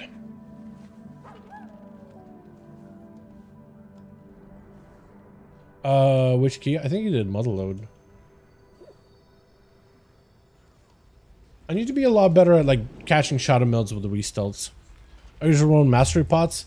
Sims tell me I should be running chaos, but I probably should run mastery for consistency, shouldn't I? I've just been running Flask of Alchemical Chaos, but I have no idea. I guess I should look at like what stats it keeps giving me more of, but mastery should probably be more consistent. I'll try mastery this time around, actually. I think I convinced myself. Literally talked myself into like, all right. Pots. Also, winning streak, I think, while the tier set for Assassination isn't great, it just isn't. I do think it's a little bit better. Oh, it's just the whole Alchemical Chaos. Why does it 41% uptime? Did I lose it or something? I thought it would give me like a breakdown like it does in logs, like what buff I got from Alchemical. But apparently I didn't. Also, why is my deadly poison 41% uptime? Did I lose my poisons halfway through the dungeon? Is that what happened? Did I actually lose damage halfway through the dungeon? I'm not sure if I did. But now I feel like I did. Not the best. I mean, for any class that kind of utilizes all stats evenly, I think it's probably perfectly fine. You know? Probably perfectly fine. Highest secondary stat. Yeah, I guess with that, with Priory, I should make sure Mastery is my highest stat, right? Just to make sure that that gets juiced by 7,000. Jesus. 20 seconds? And you share a party, some stats with the party? Yeah, that's actually pretty solid then. I'm hoping they do like a really big pull. When depressing us force set. That's our cost. I don't think it's that bad with that cleave. Mine is much worse, man. Your spells and abilities have a chance to gain Wind Streak. Buff Envenom, Rupture, and Crypto Tempest. Envenom, Rupture, and Crypto Tempest have a chance to remove it. When you would lose Wind Streak, you have a chance to instead gain max stacks for 4 seconds. These cannot be removed and have 50% additional effect. Like, it's the... You can just randomly lose your tier set, and the force set just doesn't activate. They increase the chances for it, but it's so RNG, man. I like the Outlaw one, because it's like you're encouraged to roll the bones more aggressively, and it increases your chances to get good buffs, so like, and you also buff the damage of your dispatch. Like, all that makes sense in my mind. And then you play a subtlety, and you're like, while in dance, you don't lose the buff, and it doubles up, and it's like, oh, that's so cool. And Assassination is just like, you shit out of luck, friend. You just lost your buff. Oh, big whoop. Force it didn't proc. Oh, man. Sucks to be you. It's just like the worst RNG ever. Unexpected is generally like there. Like Outlaw is there to be the RNG fiesta. And then Assassination is like more cooldown based. Just based spec, right? No BS, no RNG. Just a big go. Assass, bleeds. Goodness. And somehow they were like, all right, let's give you some dice to roll. And it's like, thanks, Blizzard, appreciate it. I just heard Mr. Meeks, oh, shucks, what? You let it have a force it because half the time the DPS lost spam out of it. Yeah, basically. Sometimes you do lose out of 4 set. That is true. 2, 1. That is very, very true. Switch up the mix here. Get some Exiles Reach music. I'll shroud them because you don't need shroud for anything else. Go, go, go, go, go. We can just walk. You don't need to go around. Just go. Go, go, go, go, go. Move it, let's go. Are you pulling big? A little bigger than that, man. Oh, no shot. No shot, that's all those guys gonna pull, right? Oh, that's tragic. It's actually so tragic.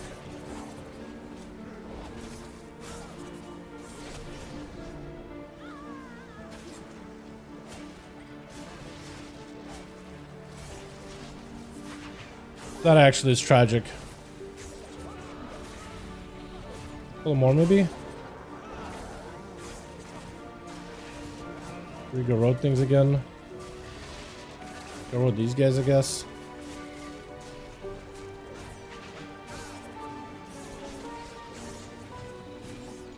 Hit him with one of these, big and venom. That guy's got to waddle over. He's gonna try to activate the mech. Blind him. Panic. Panic. Panic, everybody. We're gonna road that guy. Yeah, everything's just dead. Neat. This is what I was hoping he would pull, is the big mech. Oh, let's pull all these. Yeah. Pull all of them. I could just go road them all up. Hell yeah, dude. That's what we wanted.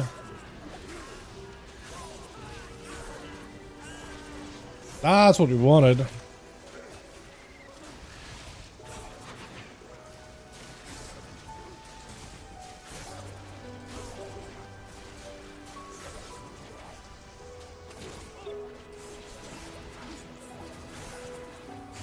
Trying to keep my energy super high while Shiv is active.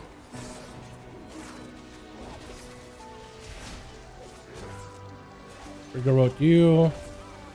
Nice. I mean, that's working out, right, chat? So far, so good. So far, so good. We could just skippy. Skippy deepy. You guys can just go, yeah. You don't have to actually chill. Unless you just want them. Oh, okay. I'll make friends. That works too. I mean, that works for me, man. Whatever you want to do. I guess I'll just death mark it. I feel like it's a little bit of a waste to death mark this, but whatever. I feel like I'm losing value if I just don't press buttons.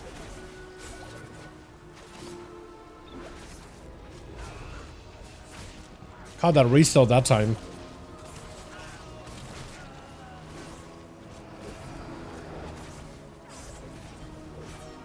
Seems like their mill damage is about the most I can crank out right now without going like a full-on big and venom setup. It's a big question, but is Master good enough to start to run House of Cards for ARMS? Yes, it's a 1.5 minute cooldown. I would sim it, but it's a 1.5 minute CD, and ARMS plays around Avatar, which is a 1.5 minute CD. So since you're a 1.5 minute class, there's a good chance House of Cards is very good for you. It just gives you a load of mastery. Like, even if a class doesn't really use a lot of mastery, because it gives you so much of it, it usually ends up being good. Just in terms of just raw numbers, it's just a lot, right?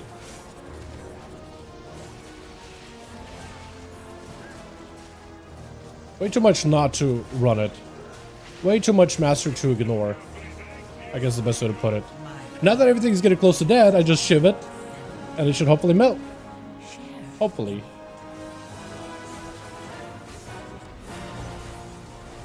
Or the Evoker's gotta kill stuff. That's fine too. Alright, and this guy, I feel like I'm not gonna have 80 valued. Damage-wise. Gonna have like nothing.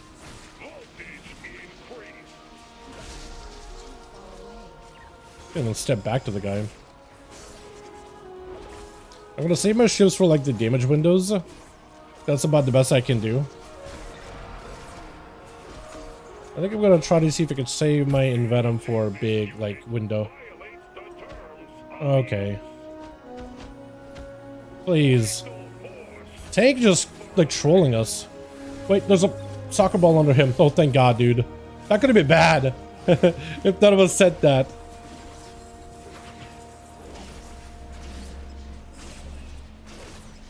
That could have been bad. Why do tanks do that? They just walk this guy as far away as they can. Like, it doesn't help, man. Stop moving him. Why do tanks do that, chat? Like, why? Okay, I think I secured a good, Crimson Tempest. I do this because it's like, it's an AoE ability. Oh my God, this tank again. Oh, please. Okay. Well, he should take a lot of damage here. I gotta get Crimson Tempest back up on him. If I can get my capstone to work. Capstone? Okay, 5 mil. I'll take it. A little bit of damage here and that doesn't hurt nobody. So at least this build does have like a damage window, right? So when the boss is taking huge hits, if I can set it up quickly, that's kind of nice.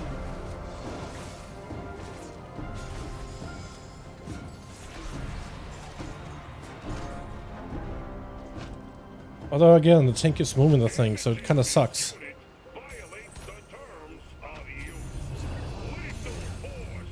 Can invent him here.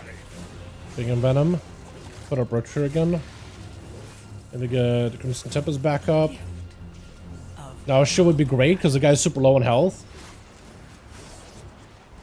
Nice. Okay, well that's okay, I guess, right, chat? That was kind of alright. Not amazing.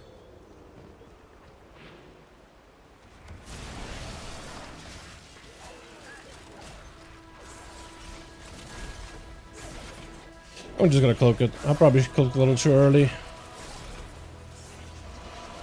Death Mark. I die.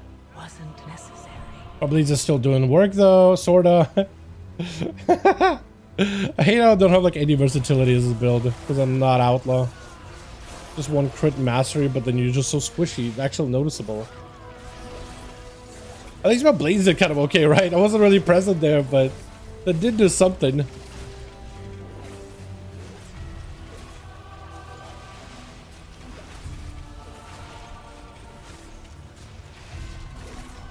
Yeah, do another one. Nice, sizable pull. I like that. My power is transcendent. Share in it. Just gonna need to be very, very careful with the bleeds. And living.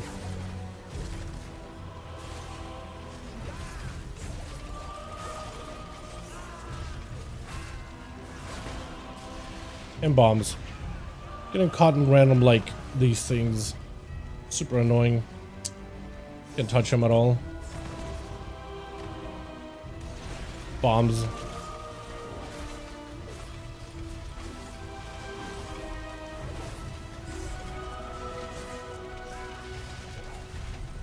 We just go in. Those guys just go in. I'm with you.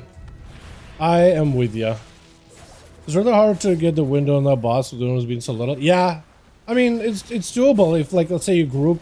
If I'm not having to run out to get the, you know, bombs and kick them for my group. If my group members could just position them correctly, then it's okay. Honestly, it's really not that bad. But I'm having to, like, constantly adjust. And I can't just, like, sit there and tunnel. If I could just tunnel for a second, then I think we'll be chilling. But my group just keeps moving the bombs. Or the boss, so we can really get the bombs down. He doesn't let me catch a re-stealth? Oh, this tank is so annoying. I don't like this guy. I'm gonna send everything into the boss guy. He charged, but he didn't do the AoE thing, so that's weird.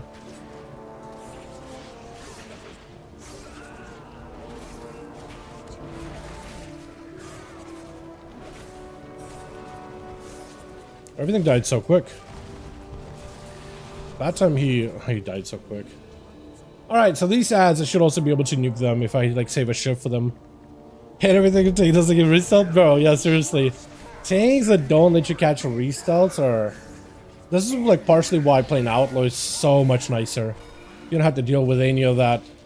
Literally don't have to deal with any of that garbanzo.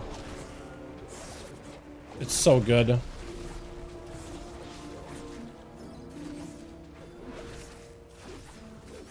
My power is transcendent. Share in it.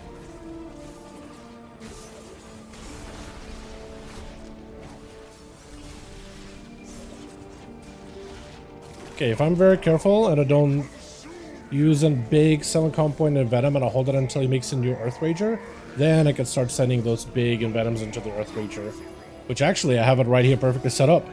Shiv and everything's available. I can just keep spamming damage into him. That thing will die quick.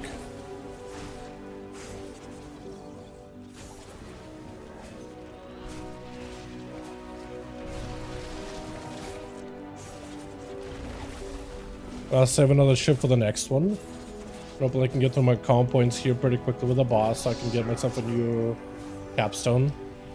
I do have it. Just gonna make 2 new Ragers in a second. When is he gonna buff up? This guy? Looks like it is this guy. Which actually I can go full Deathmark on him. I might as well.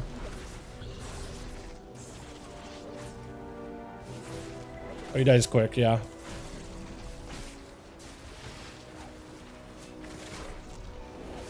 Now that Azarok is super low, I might as well just pummel damage into him.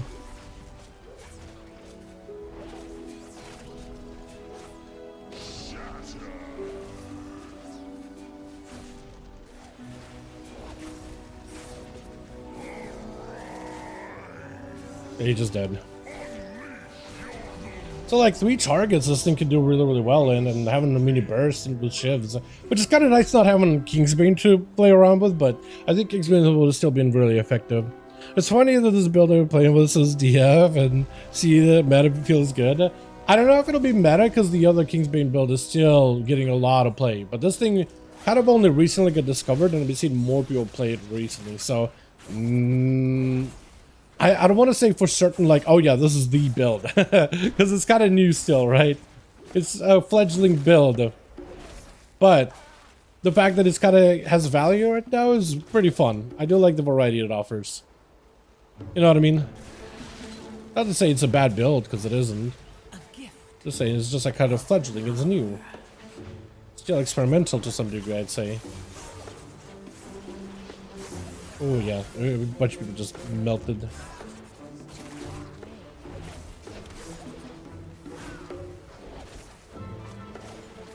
I couldn't get a proper Garrote.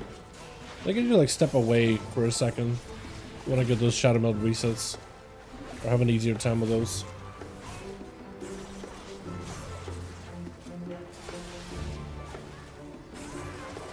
Let me get a bunch of friends. I think we're gonna send everything into this guy. And do a dance. Pirouettes.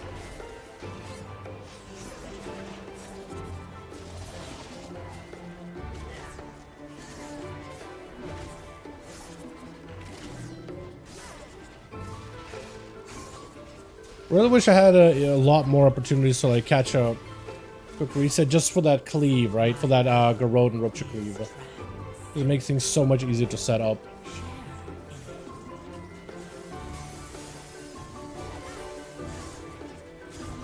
But what can you do? I used to compare builds. I used to bring Assassination Rogue that played the meta build, but just out damage him overall.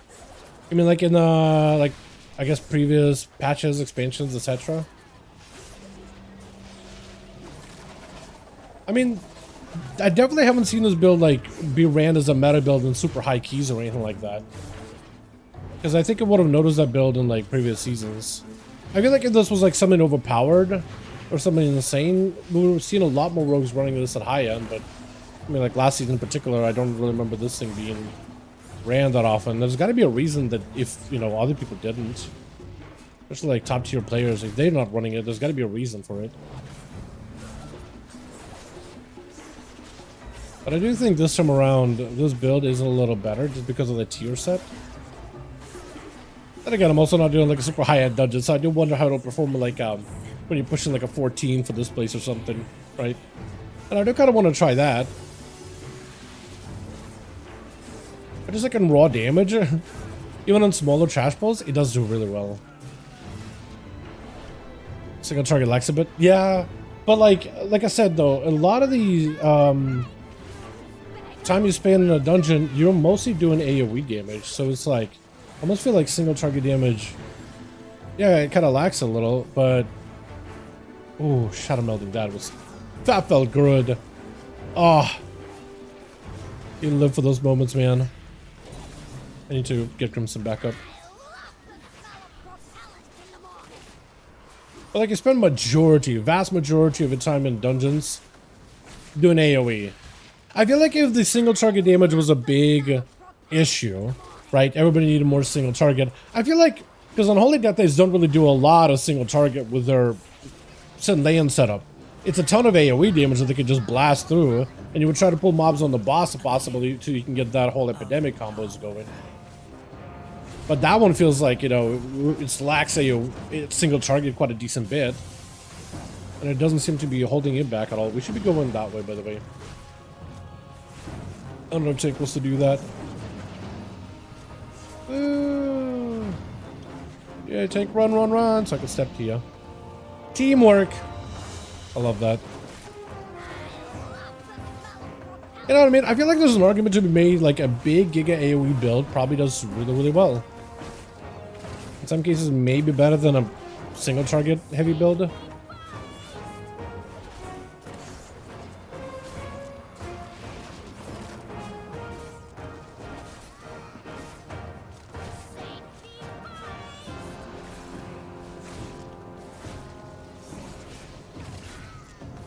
I'm getting pushed.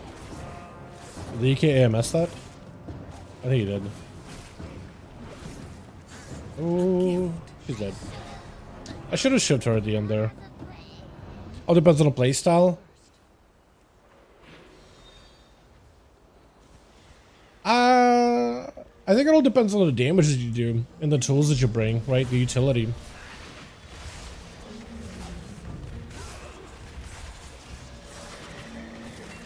I just think Unholy DK does so much damage in AoE that you can't ignore it. And it scales the more targets you pull into the AoE packs. Make it worth your while. I don't think a playstyle has much to do with it. I really do think, yeah, I think if you can cut down like the mobs and get to the bosses quicker, if you could shorten down any part of the dungeon super efficiently, I think that's where it becomes like a lot better at.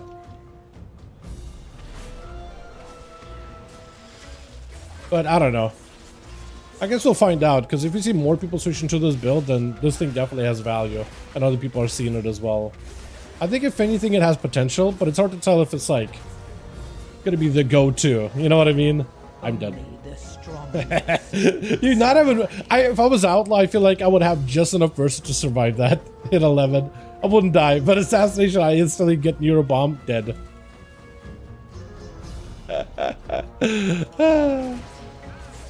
So good.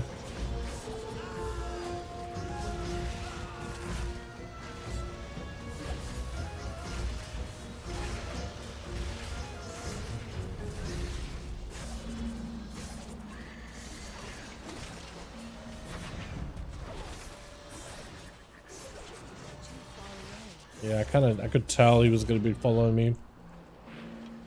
Mostly because he targeted me. Can I just vanish that? Thank you. Oh, I do have one following me. Hi friend. I don't have cloak, do I? No, I don't.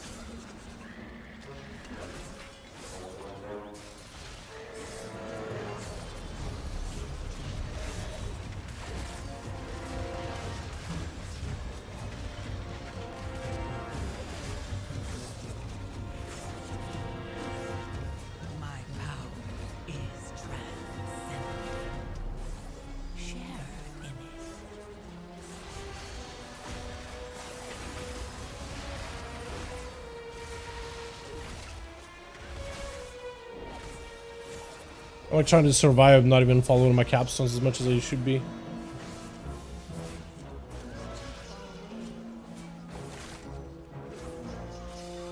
There we go. Boss time. This guy I feel like I'm gonna do no damage on. Just not Theater of Pain. I feel like this would be a better build for Theater of Pain actually. Much better build.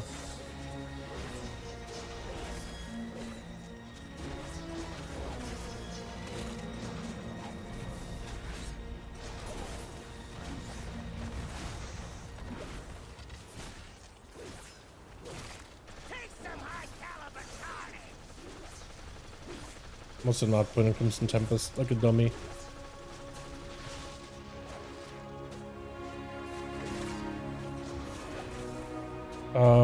Banish that? Huge.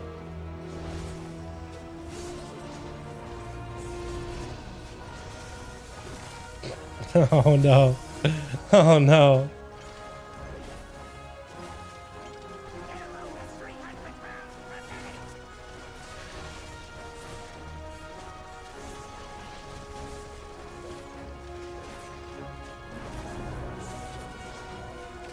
Dragon this time.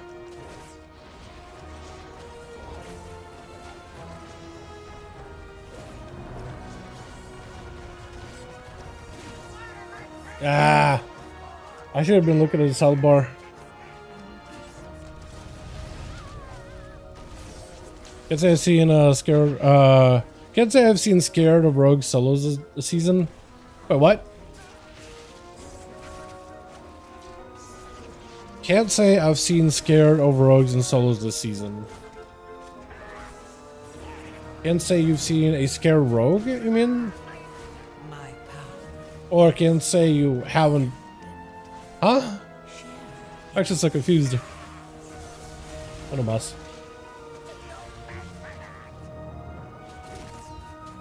Look at the DK. Like, there's only so much you could do in pure single target. Like, he's doing his very best. I just don't think his setup like is made for single target at all. It's so much AoE damage, but you still bring him because they're huge value proposition to the group.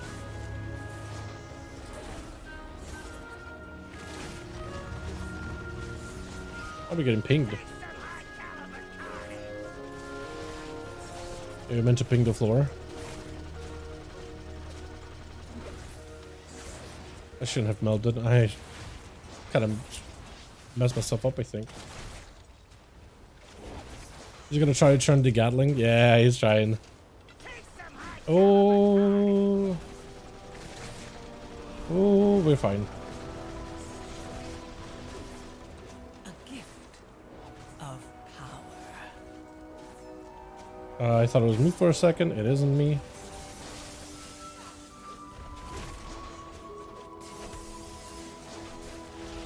He's bled up, super low on health, big damage. We got a big envenom. I don't have to redot this guy though. Let's do just drops out of his car. Not bad, right, Chad? I mean, 3.2 mil is all right. I feel like you could probably do 4 if we did some like actual pulls in the opener, because normally you'll pull very, very big at the start and get a lot of damage output, like with the trash pulls. But this guy like separated a lot of these mobs quite a decent bit. GG. Did I get the ring? I didn't. I was gonna give it to him because I don't actually need it. That was fun. Read wrong twice. Can't say I've seen scared of.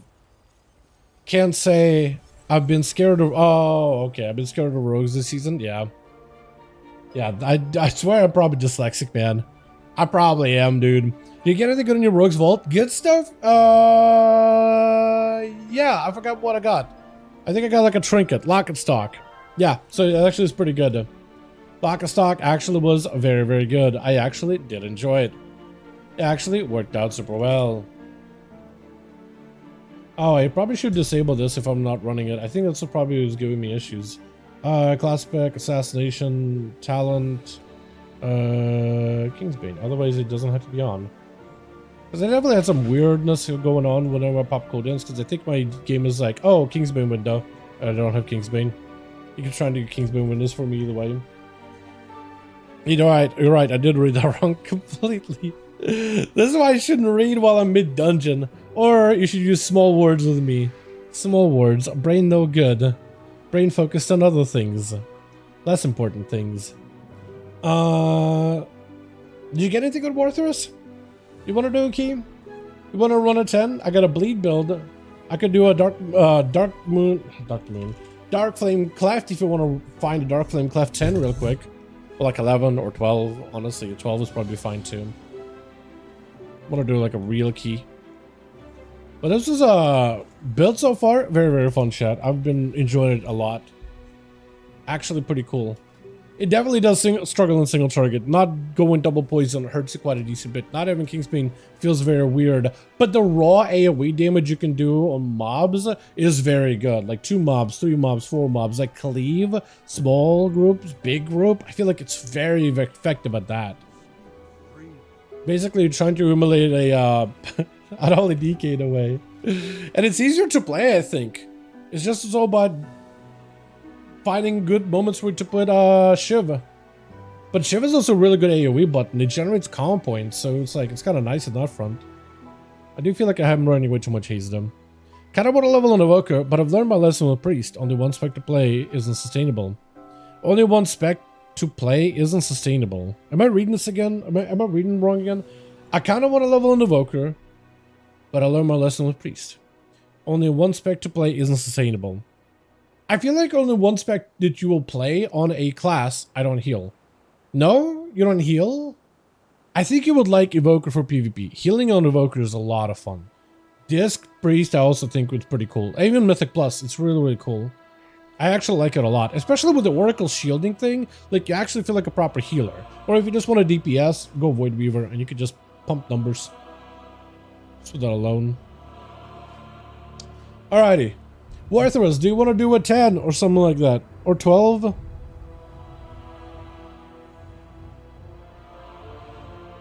Press Evoker, probably my favorite healing spec. It's actually, I like it better in PvP than in PvE. I feel like in PvP it hits just right. For PvE, they just can't figure it out. I like it as a spec. I think the combos with echoes and all that is really, really nice. I feel like it's just tuned better for PvP than PvE. Every button for PvP feels like it's punchy. Every heal is massive. Getting an echo, like, even like the echo, and maybe in PvP it's just tuned, is that reversion ability, right? When you put up the heal over time, and if the allies took a bit of damage, when you use it, it like reverses some of that damage taken.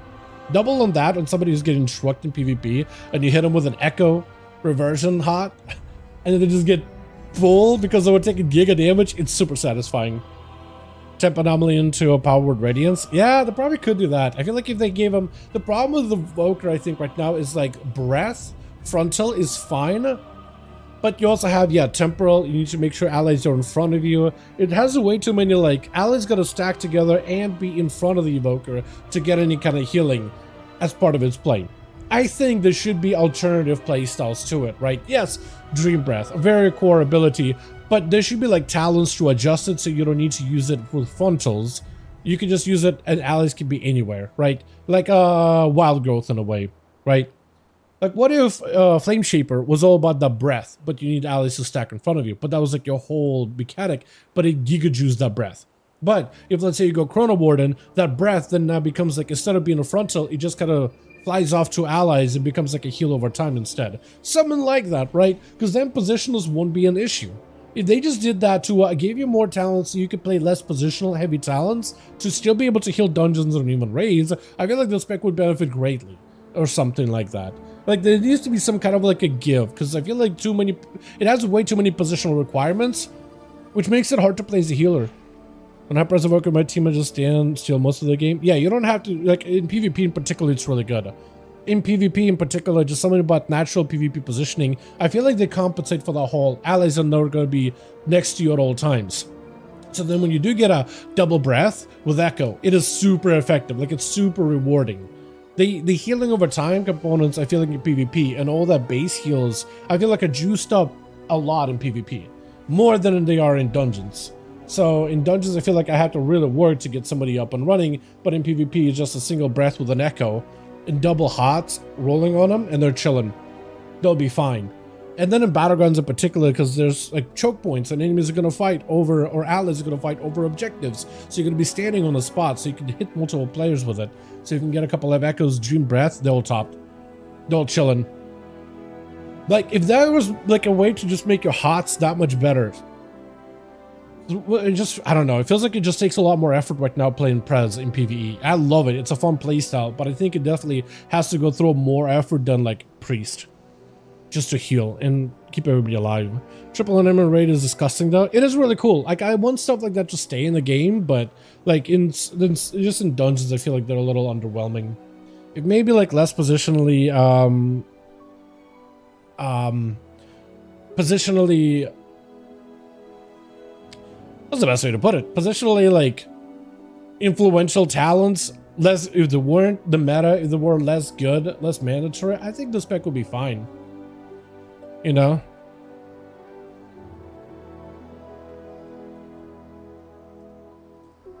I feel like it'll be just fine if they did something like that. But yeah, where it's at right now, it's a little, I don't know, could be a bit better. I guess that would mean that it could be a little better. They could work on it a bit. Let's skip along. Alrighty. I do want to do one more key, I think, of this thing. Because I've been able to also collect footage while doing this, and that's been pretty fun. Let's do like a Dark Flame Cleft, maybe. Or what do you guys think? What dungeon should we do? Actually, what dungeon would you want to see this build like play in? And we'll try doing like a 12 or like 11, some one of those. Deathless. You need the group Deathless. Be big, be bold, be beautiful. Would have a President worker. Yeah, I mean, President I think is really good. I think they're good in PvP. Muggsy, Guild Disc. So I know what Warthros is doing, man. Just can't use Kingsbane, I just can't. Yeah. I like this build without Kingsbane. I think Kingsbane is still very, very strong, but this feels pretty nice. Like, it's just fresh. Also, this guy's been just walking on the corner forever. Makes me feel like, dude, somebody help him. Help. Shane, my guy. That's, yo, Shane, what dungeon do you want to see? My man, my dude, my confidant, my boy. We're gonna hashtag Shane. That is some donor right there, man. 50 goddamn bones, my guy. Thank you for continued support. Thank you for being here, man. Always happy to see ya. Hope you're doing wonderful. What key do you want to see? I've been trying this build. I've been trying to do any big AoE keys. I just need to put this thing through its paces. I'm enjoying this build a lot. It's pretty fun. It's pretty fun, especially in AoE. I feel like it's really good there. I wish I didn't like refresh it. I wanted to see how much damage was my sudden demise there. Let's do a no rep Paladins Lust. Your best B pun or fact. This guy's just giving so many signals, dude. No rep Paladins Lust, but also whisper or note your best B pun. Tavarish. Huge fan of the brew. Let's do Cinder. I'll try to see if I can find a Cinderbrew Meadery. 12 versus a balanced druid. I mean, that's if I can beat a Boomkin in AoE in a Cinderbrew Meadery. You know what? I kind of wonder with a Brewmaster. Brewmaster in a Cinderbrew. Plus, it's a damage buff for me. Although I do kind of want a Vengeance Demon Hunter buff, or I guess a Demon Hunter buff in general too, for the poison damage. Oh, the majority of my damage is bleed, so I guess like a Monk Touch would be better. Cinderbrew, these guys maybe will take me.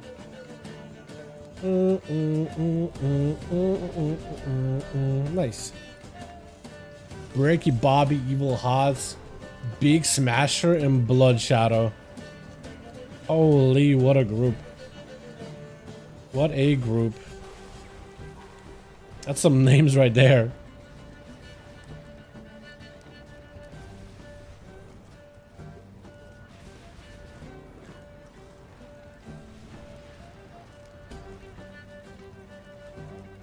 All right, we'll see how this goes. Hopefully it goes well. And hopefully I'll remember not to refresh my damage done.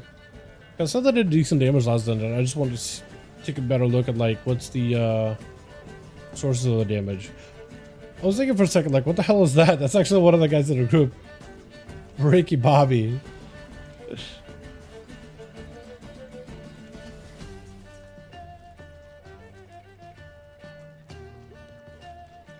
Should we summon? Oh, everybody's basically here. Alright, this thing, I don't even know how it's gonna go, dude. First boss. Kinda wish you could, like, keep some of these, like, non-threatening mobs with the boss, so you could just, I could just get a bit more Crimson Tempest AoE damage. Because if I can get Crimson Tempest to hit more than one target, it empowers the damage and just lets me do more single target that way.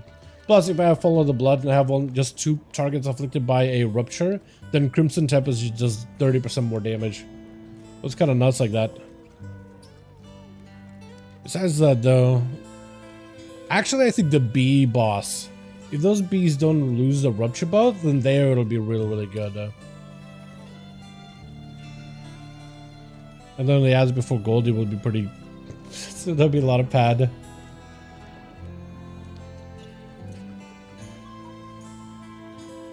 What is it? BM? MM? I feel like what I saw on like Archon is there's apparently a Marksman Hunter doing really, really well above Beast Mastery, but every time I do a key, it's always a Beast Mastery. It's never Marksmanship. Even though Marksman apparently has like higher, like, effective play in M+. Like, it's ranked higher. Oh, this is a 12? My last for Rizal? I'm already in 13s. Let's break. Let's break the key. Let me try to see if I can get that, I want to do Cinderbrew Meadery music. 4, 3, 2, 1. The Cinderbrew Meadery music is actually, it actually slaps. It's actually so good.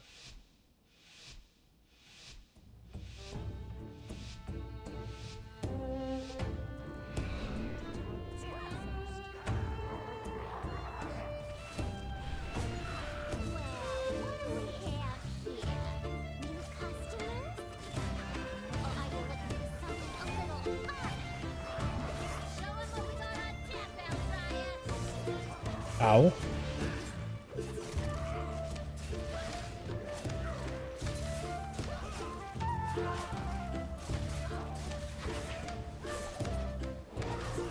Oh, 13 bill. Hold on, hold on.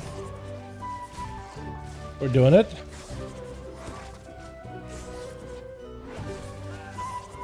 We're doing it. Hold on.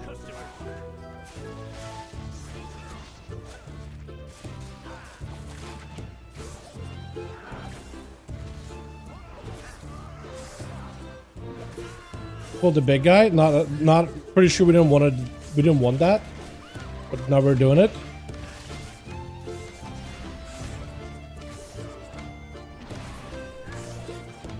Not having perma tricks also kind of sucks.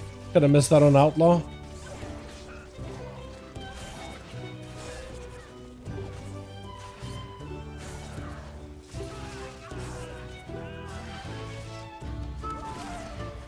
Also not having enough versatility. I'm definitely feeling it. The Crimson. So now he has a strong Crimson. We don't want to refresh it if we can't help it. We can feint that. Dude, that hurts. That hurts so much. I kind of hate it.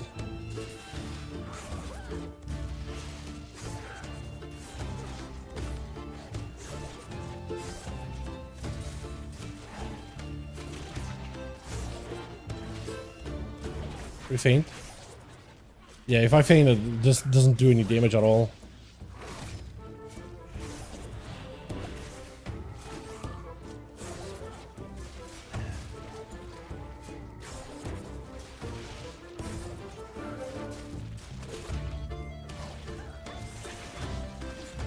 Shiv him while he's low. Now we have Big Kingsbane again, or not Kingsbane, the other one.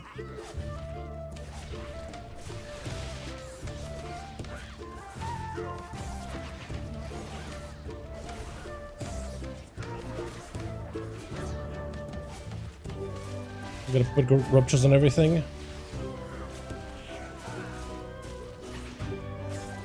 That guy dead? That's not good. Not for him, at least.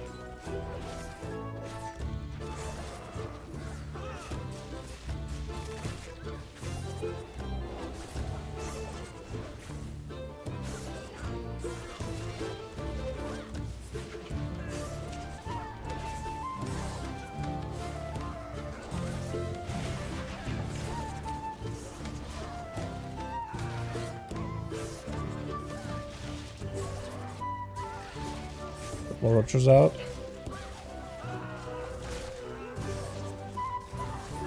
That guy's gonna die. Hopefully I don't die. Gonna die. Okay, we're fine. That could have been bad. Wish you dispelled me earlier. Alright, so far, pretty good intro. Pretty good opener. As good as it can really get. It's to be a bar fight now. Good.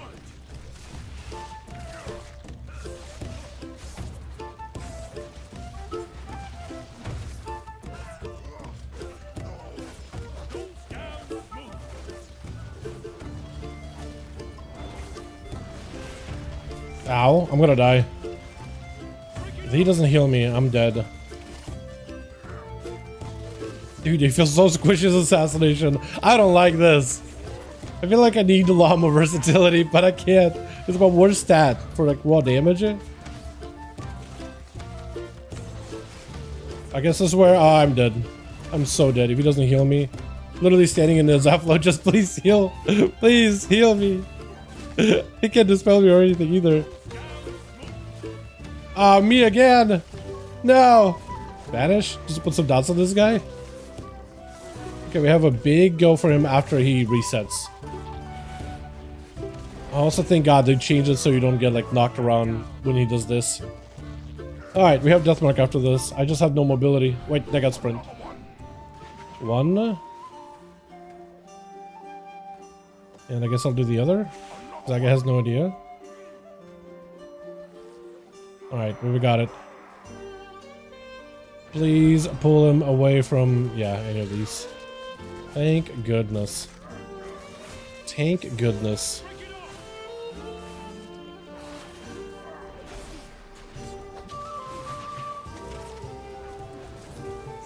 I'm gonna close that because I feel like it's just pain. I don't want to deal with that.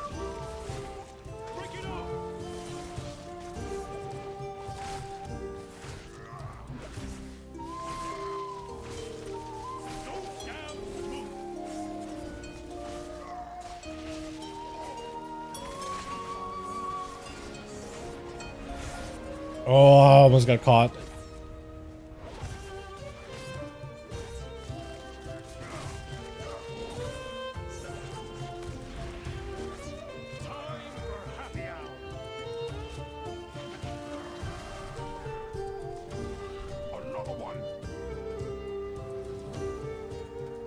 Should be 3 there, yeah.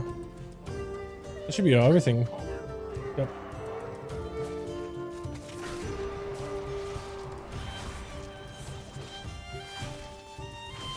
And he is at that low health point.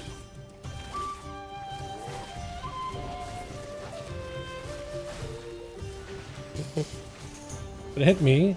No, it hit the hunter. I was gonna say, like, of course it hits me. But I'm chilling. Oh, don't reset him. Please don't reset him.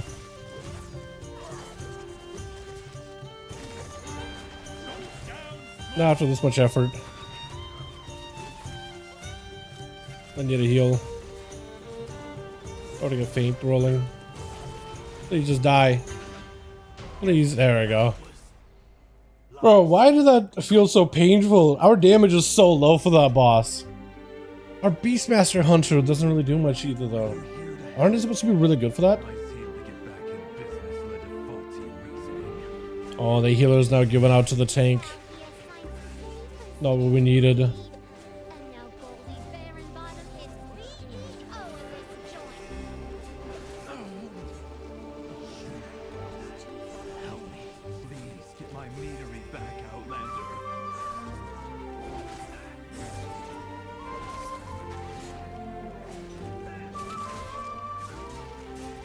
Yeah, I need to do the step away thing with the meld.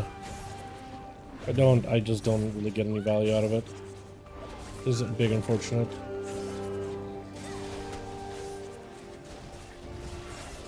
Any ruptures. To a wall here.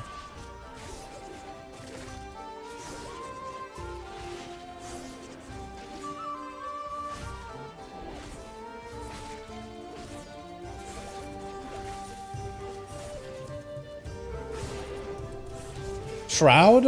Okay, I guess we could try. I don't think I've ever done shrouds here. You see what just wants to shroud the corner? Okay. Waddling. Yeah, I guess I just want to shroud the corner.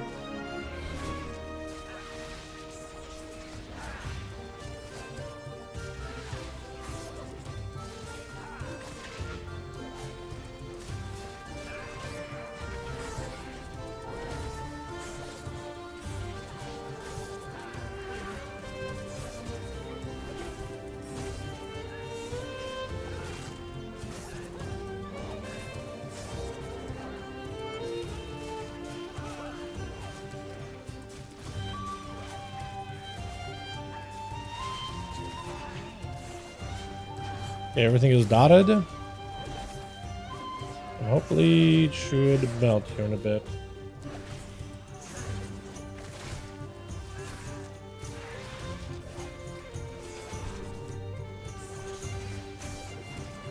I should mark.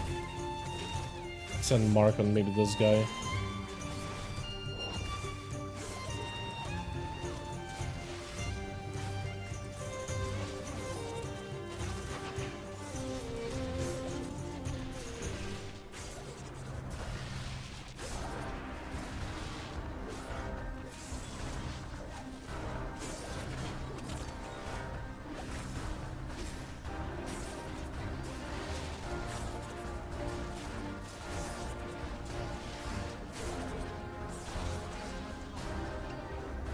Alright, so decent damage so far.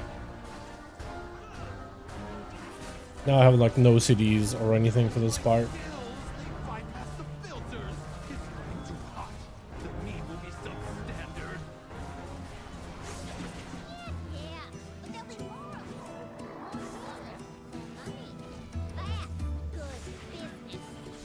good business. Cinderbrew was my personal directive, my passion. She's ruining everything.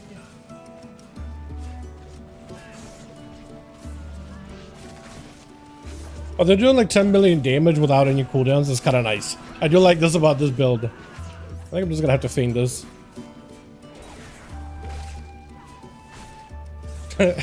Dude, there's like some moments of this build where I'm like, okay, I feel like I get nothing. Apparently I'm just doing all the damage. Got it. Cool. I'm alright with that. Where I thought like, okay, I definitely won't have any damage here. I have no cooldowns. I have no nothing. Cooldowns just feel like optional at this point.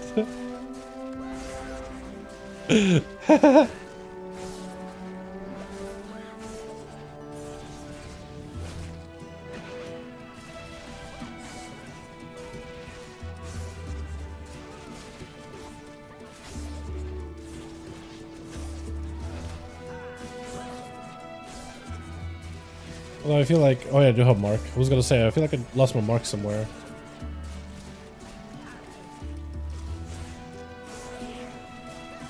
Where's that mark guy? Okay, I can regain it.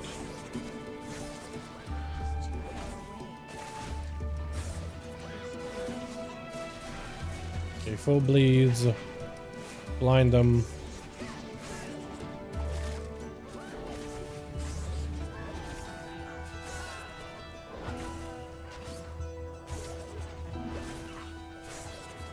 Everything should be effective with blood up. Now it will be. Yeah, it looks like I need to like walk away for a second if I want to catch a reset. You gonna aggro more? No. I was thinking he was gonna be social with all those. Apparently not. He's also a gamer, not social. charges of shivs. Like, this is where one of the situations where I'm just like, what do I do with shivs now, right? What am I supposed to do in this situation? How do I spend these sheaves?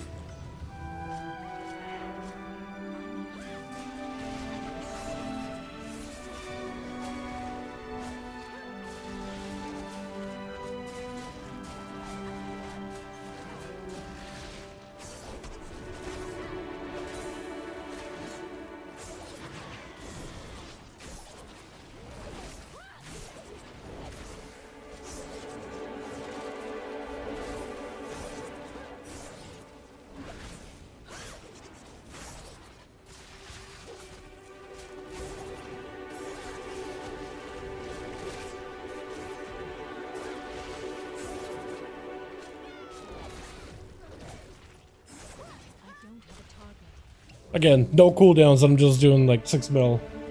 While Pally is popping Wake of Ashes. I just don't really understand this thing.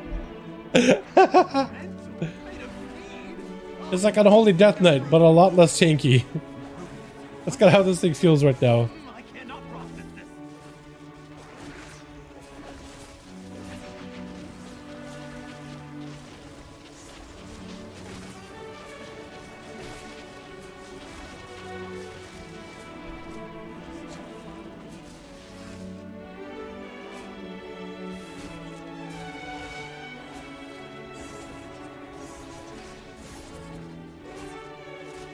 Oh, no.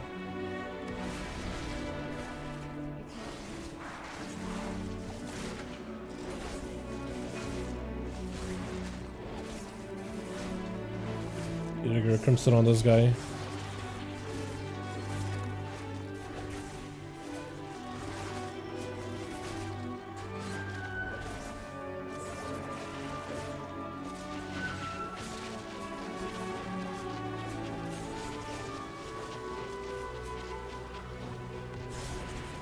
I wish all these mobs would be pulled together a little bit closer. Tank messed up.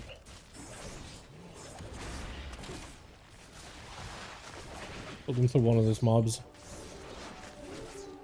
Yeah, everything will melt, I think.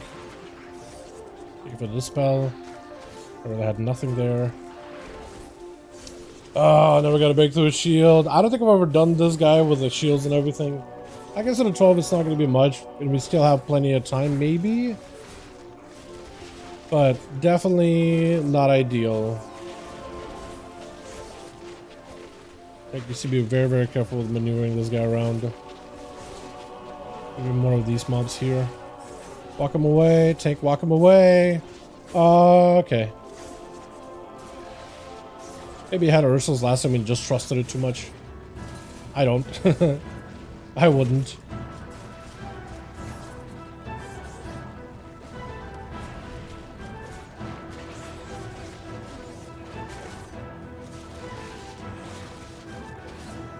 Got a Shiv combo.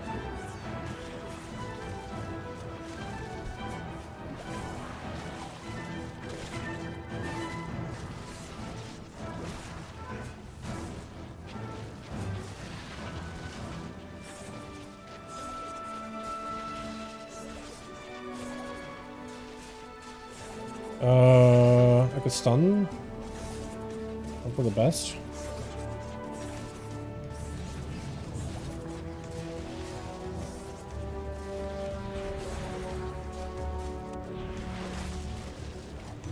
We need to get dots on this guy at some point, though. I'm just gonna send everything with Deathmark.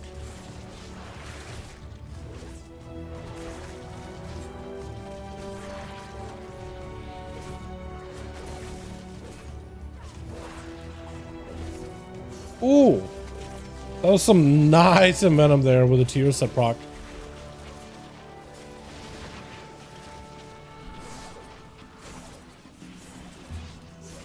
Kind of missed the Nightborn racial because it had a giga slow now. Oh, that guy's just dead. Maybe just focus him. Honestly.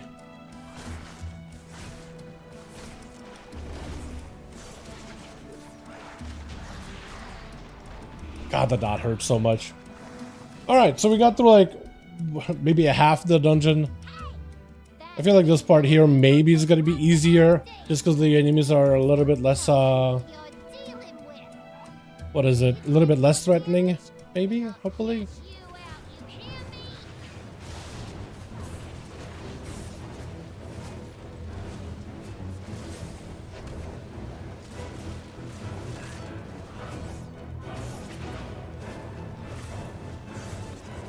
I put up Shiv on them.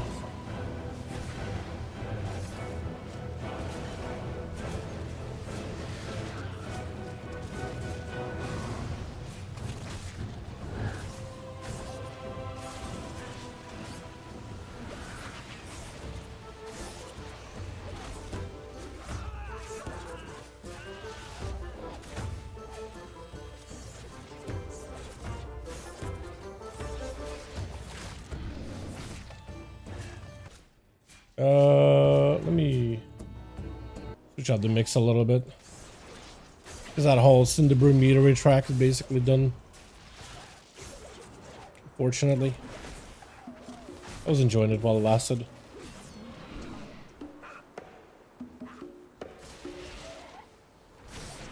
I think we need to go a little more aggressive with the AoE here, otherwise we're not going to be able to time this.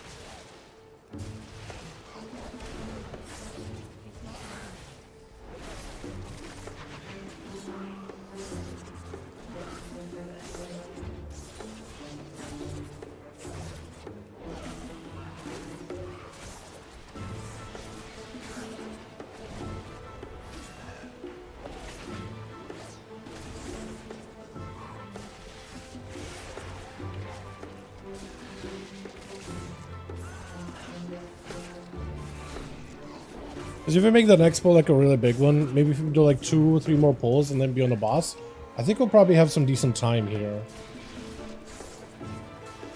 I can use to pull those little bobs though. This isn't super efficient. I think we're gonna run out of time, unfortunately. Or he's doing it. Did he hear me? He's listening.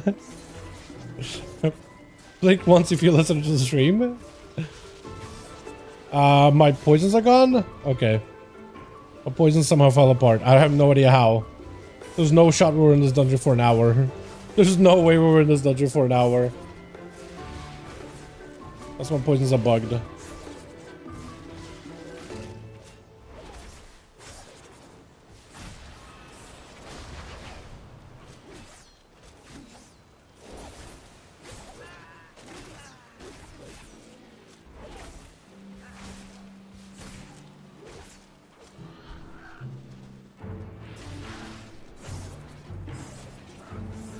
My bees!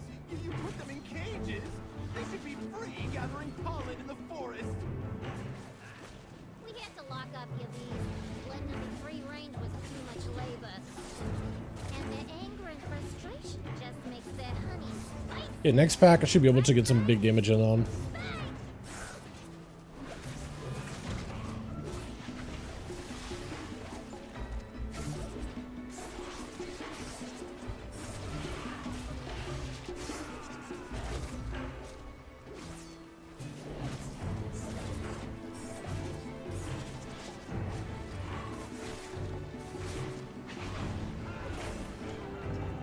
Okay. The tank does a decent pets please. But the tank does a really big pull here. A very decent one. Okay, yeah, pets pulled.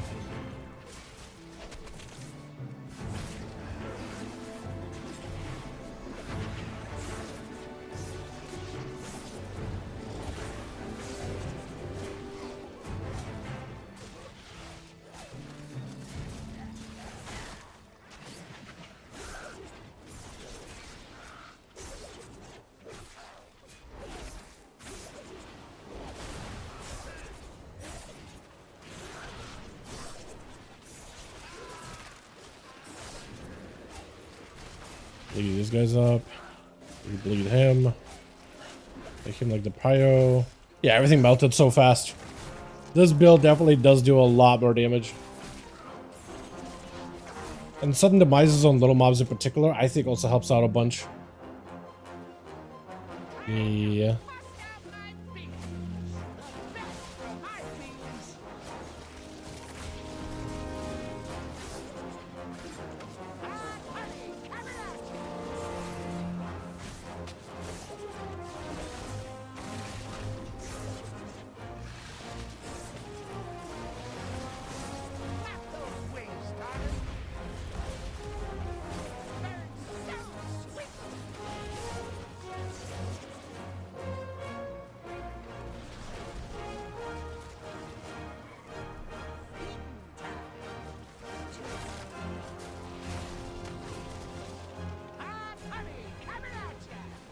Okay, that didn't work out, apparently.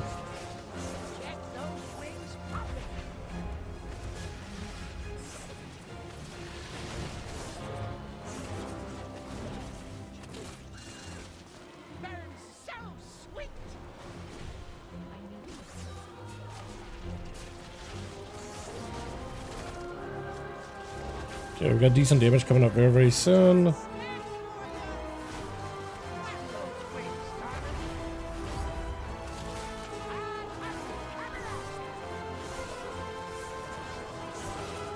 Hi, what's up, Mr. Janar? What up, fam? How you doing?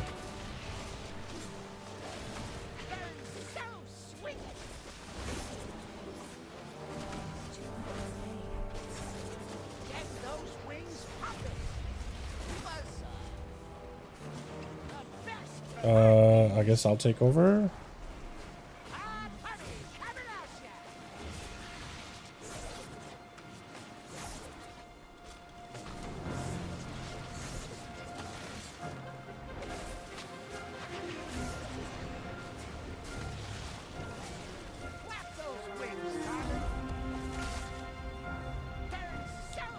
Two for one.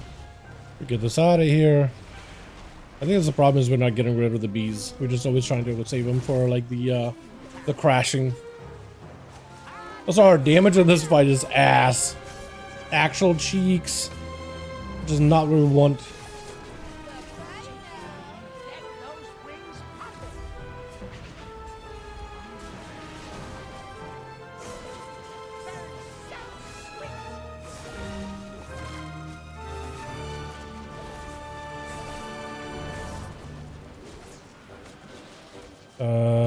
Into a wall.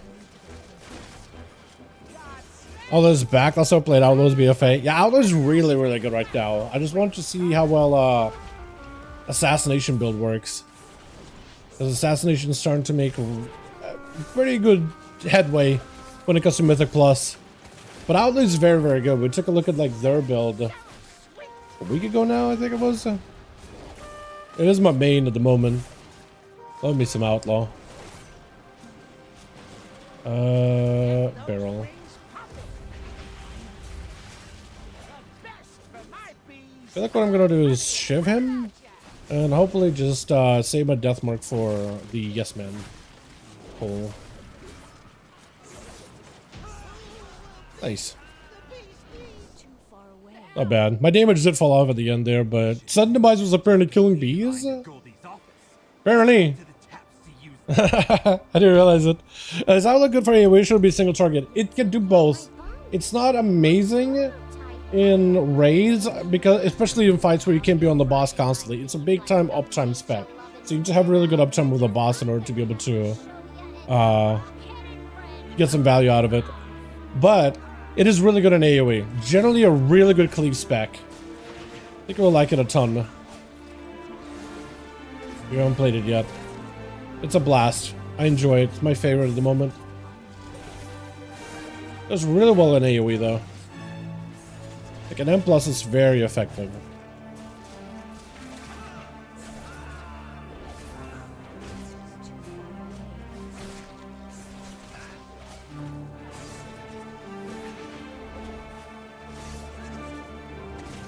Looks like I can't shadow meld this.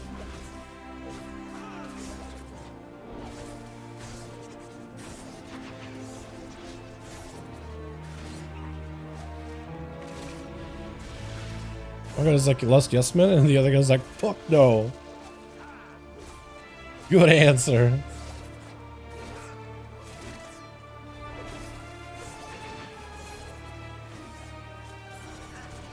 Hey, we really need to focus this guy down. 'Cause we could time it. I mean, I don't really need to keep timed. If I cleave, man, I'm not cleaving. I am putting bleeds in the other guy to get more damage. That guy's dead. This is brick. Oh no, the healer dude is giving up. He's about to crash out. This healer's crashing out so hard.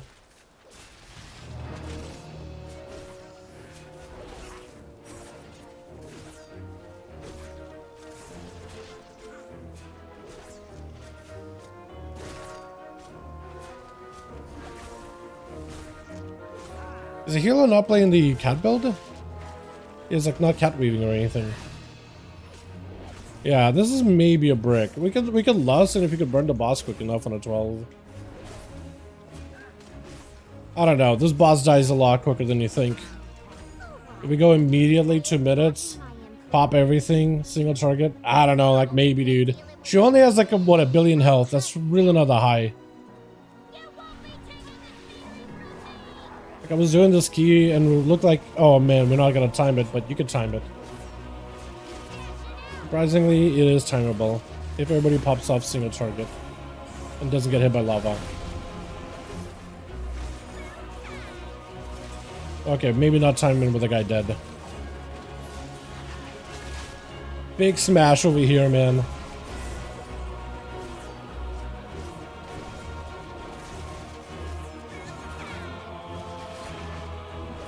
He'll decide he's gonna hit us with a quick LMFAO at the end of a run. Wait, you can run out? Hold on, you can run out? Is that a thing? Oh, you can totally run out. I never realized you could just run out of the room. Wait, can you like avoid mechanics? No, you can't. Strong. That guy's going outside, isn't he? Oh no, dude. That could have been a really good run. That healer decided to hit us with a toxic LMFAO so bad. Trickster's right go? Yeah, Trickster Outlet is the go-to in Mythic Plus, yeah. Even in raids I like it. It's gotten a lot less like the go-to because they they fixed the bug that caused Trickster to do like giga damage. But yeah, it's still really good. Yeah, dude, 4 million in a dungeon, easy good. Easy good AoE build. This thing works really, really well. My boss damage is Garbanza. Like that's what's good. That's where you're gonna suffer.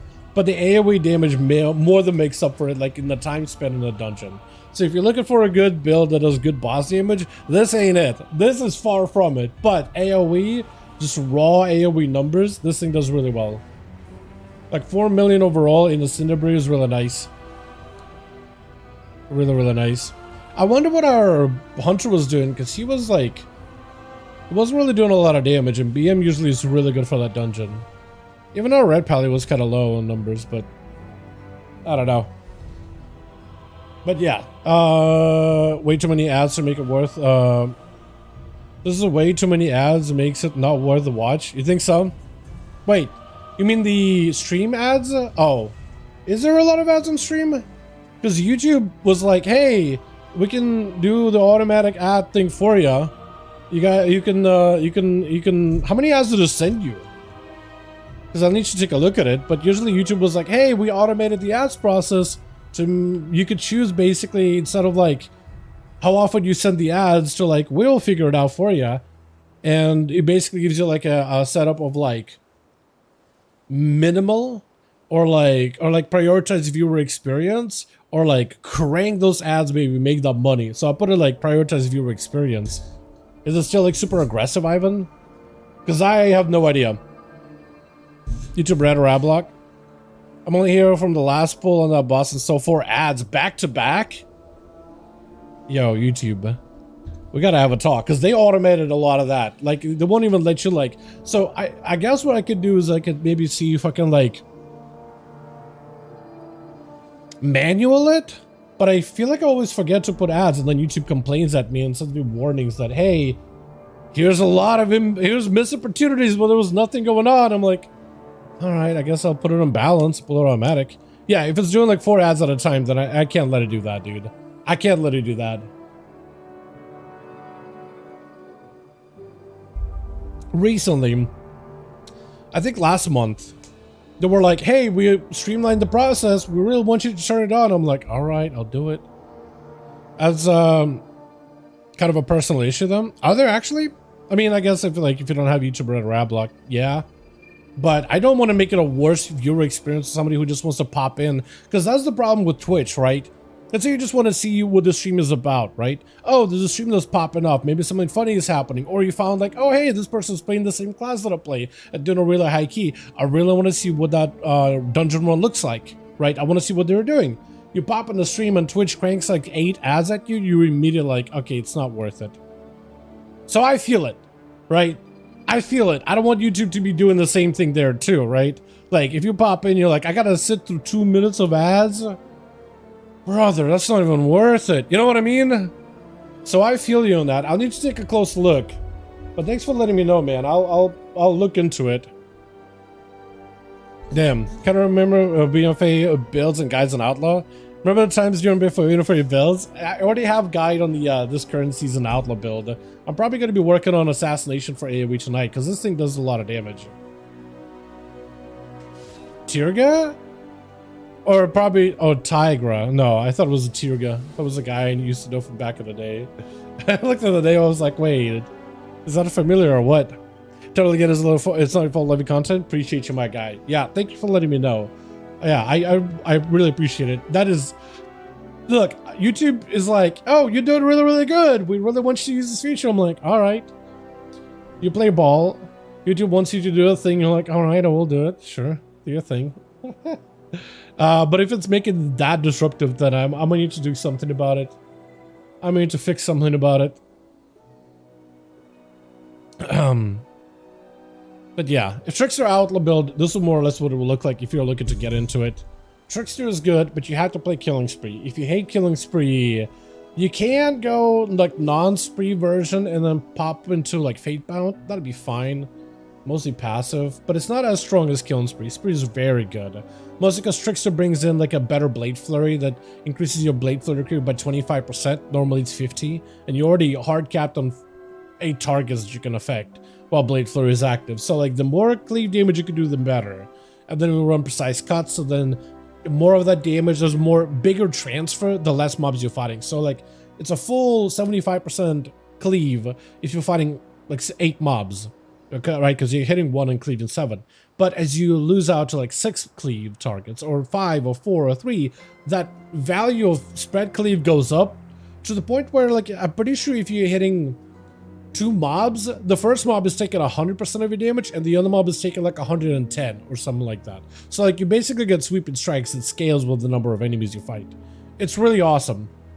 And the whole Trickster, you do need Killing Spree because, you know, part of it is Soaring Strikes with cooldown reduction, but also proxy Unseen Blade hits, and those are very, very good. Then you got Choreograph for cooldown reduction. You got Mirrors, which is really good for when you faint. You could do reduce AoE damage by a bunch, together with Elusiveness, like you just get perma defensive. We play Ambush for surprising strikes, so crits on common point generators do more damage. That's really good. With passive, I have a lot of crit on the spec. That's really, really nice. And if I switch over to the M+ build, just swapping out a couple of trinkets to it. So it just does a lot of damage. You still get a lot of these like procky resets with between the eyes. Those are still there. But with this build, you are essentially just trying to get those resets. You roll the bones a lot more aggressively, and you have a tier set that gives you better like RNG or roll the bones. And essentially, you're just hitting the buttons that glow. Killing Spree takes a higher prio. But otherwise, it does a lot of damage. Except I haven't gotten like a really good roll of the bones at all. To get like a decent one, usually like really takes off.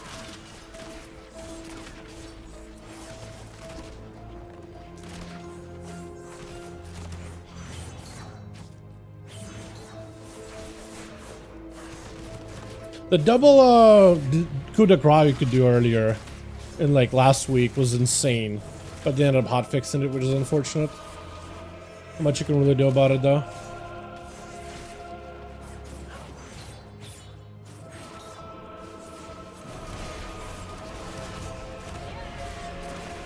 The benefits of this build too is it actually does a lot of good single target damage as well.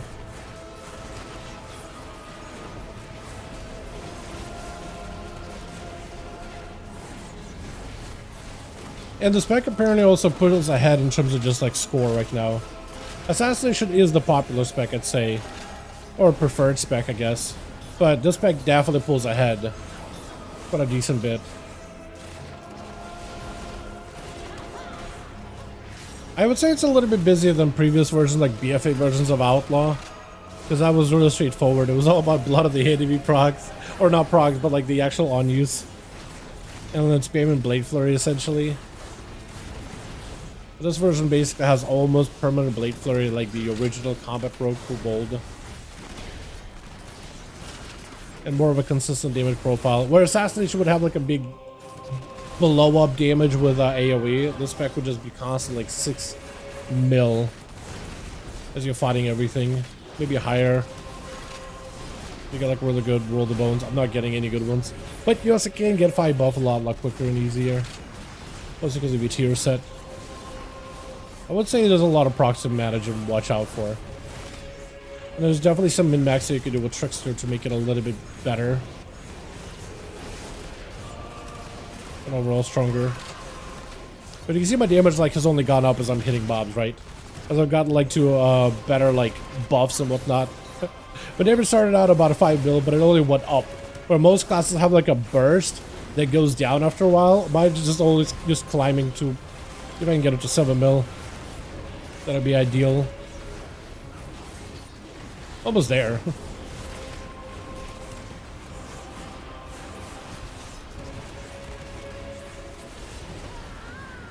Almost, dude, almost.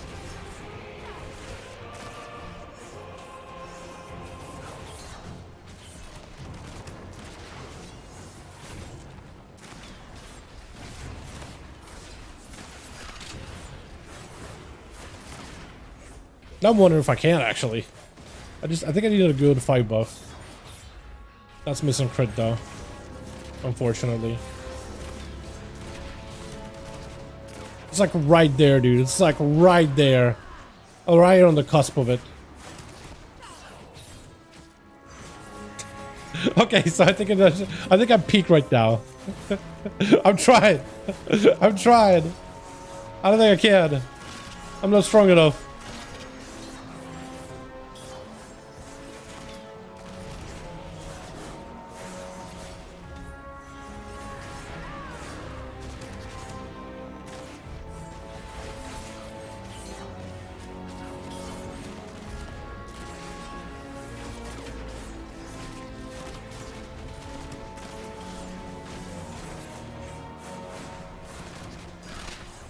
So close, dude. So close.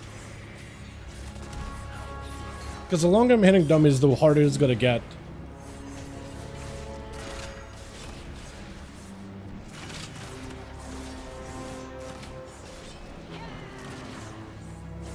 Yeah, I don't think I can.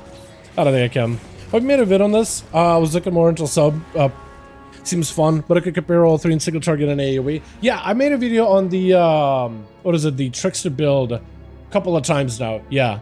I definitely have like a 1 build that I covered and I updated over in our Discord channel regarding how to play the Trickster Ambush and M+, and all the builds and talents that you need and everything like that.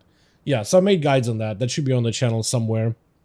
I probably should make like a proper playlist of like all the guides for like season 1, season 2, season 3. I just feel like it's if I were to do that for like every expansion, it'd be like so many playlists. So I don't really know. Maybe I'll just like copy them and list them on our Discord or something. But I definitely did take like the guide, the talents, and the rotational things that you would do with that build and add it into like our rogue guide for season 2 in Discord that I'm just gonna keep updating as we get through seasons. Yeah, so there's definitely a video on that. I'm gonna make one for Assassination and then M+ build with the bleeds. That seemed like a lot of fun.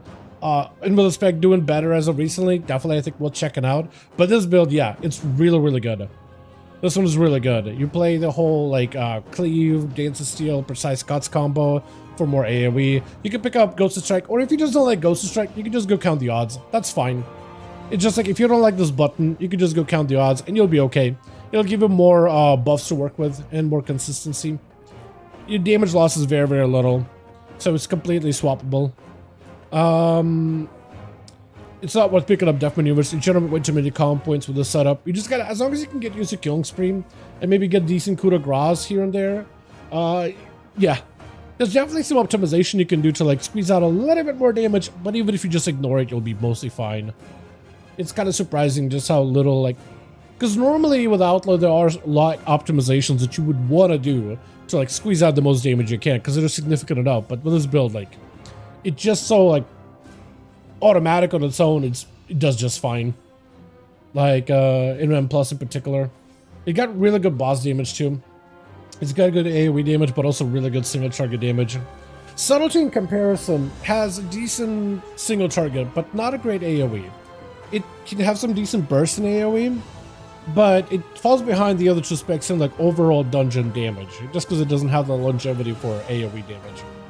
It also, if you want to go full AoE, you have to sacrifice a decent bit of single target, which you don't really want to do. So subtlety ends up being a little bit better on bosses and burst, but not amazing for the overall damage in the dungeon. It can be just as effective and fairly strong. Like, you're not going to be trolling your team for playing sub. But it technically on paper is not the most AoE damage out there. But yeah, right now rogues are surprisingly in a decent spot. I would still love to see a couple of things for them to fix when it comes to this class itself.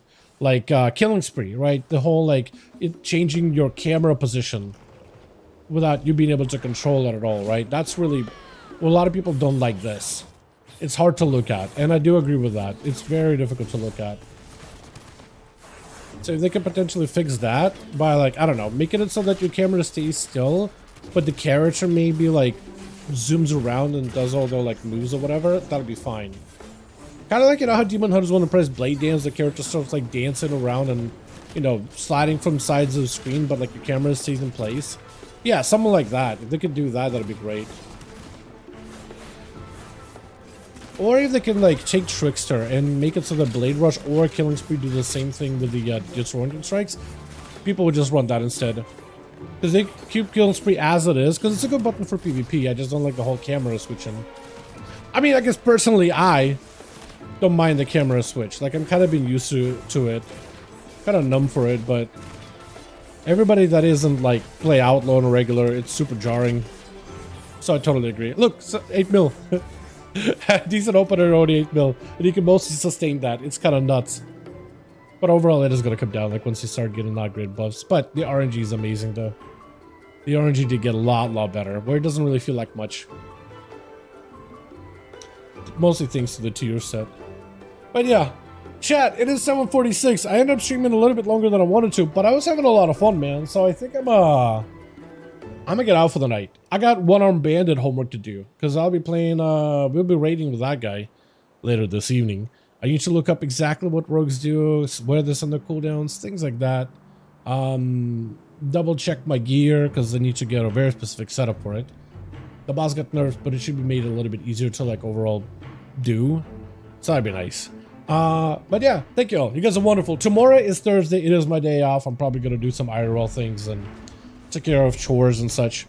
But you guys are wonderful, beautiful. Thank you so much for watching. I do hope you guys enjoyed. And I'll catch you guys all Friday for duels. Hopefully Cracker and all the boys there. Hopefully all the regular boys will be back, you know what I mean? Well, we'll see. But Ivan, if you got any questions regarding builds, talents, all that, message me in Discord, my guy.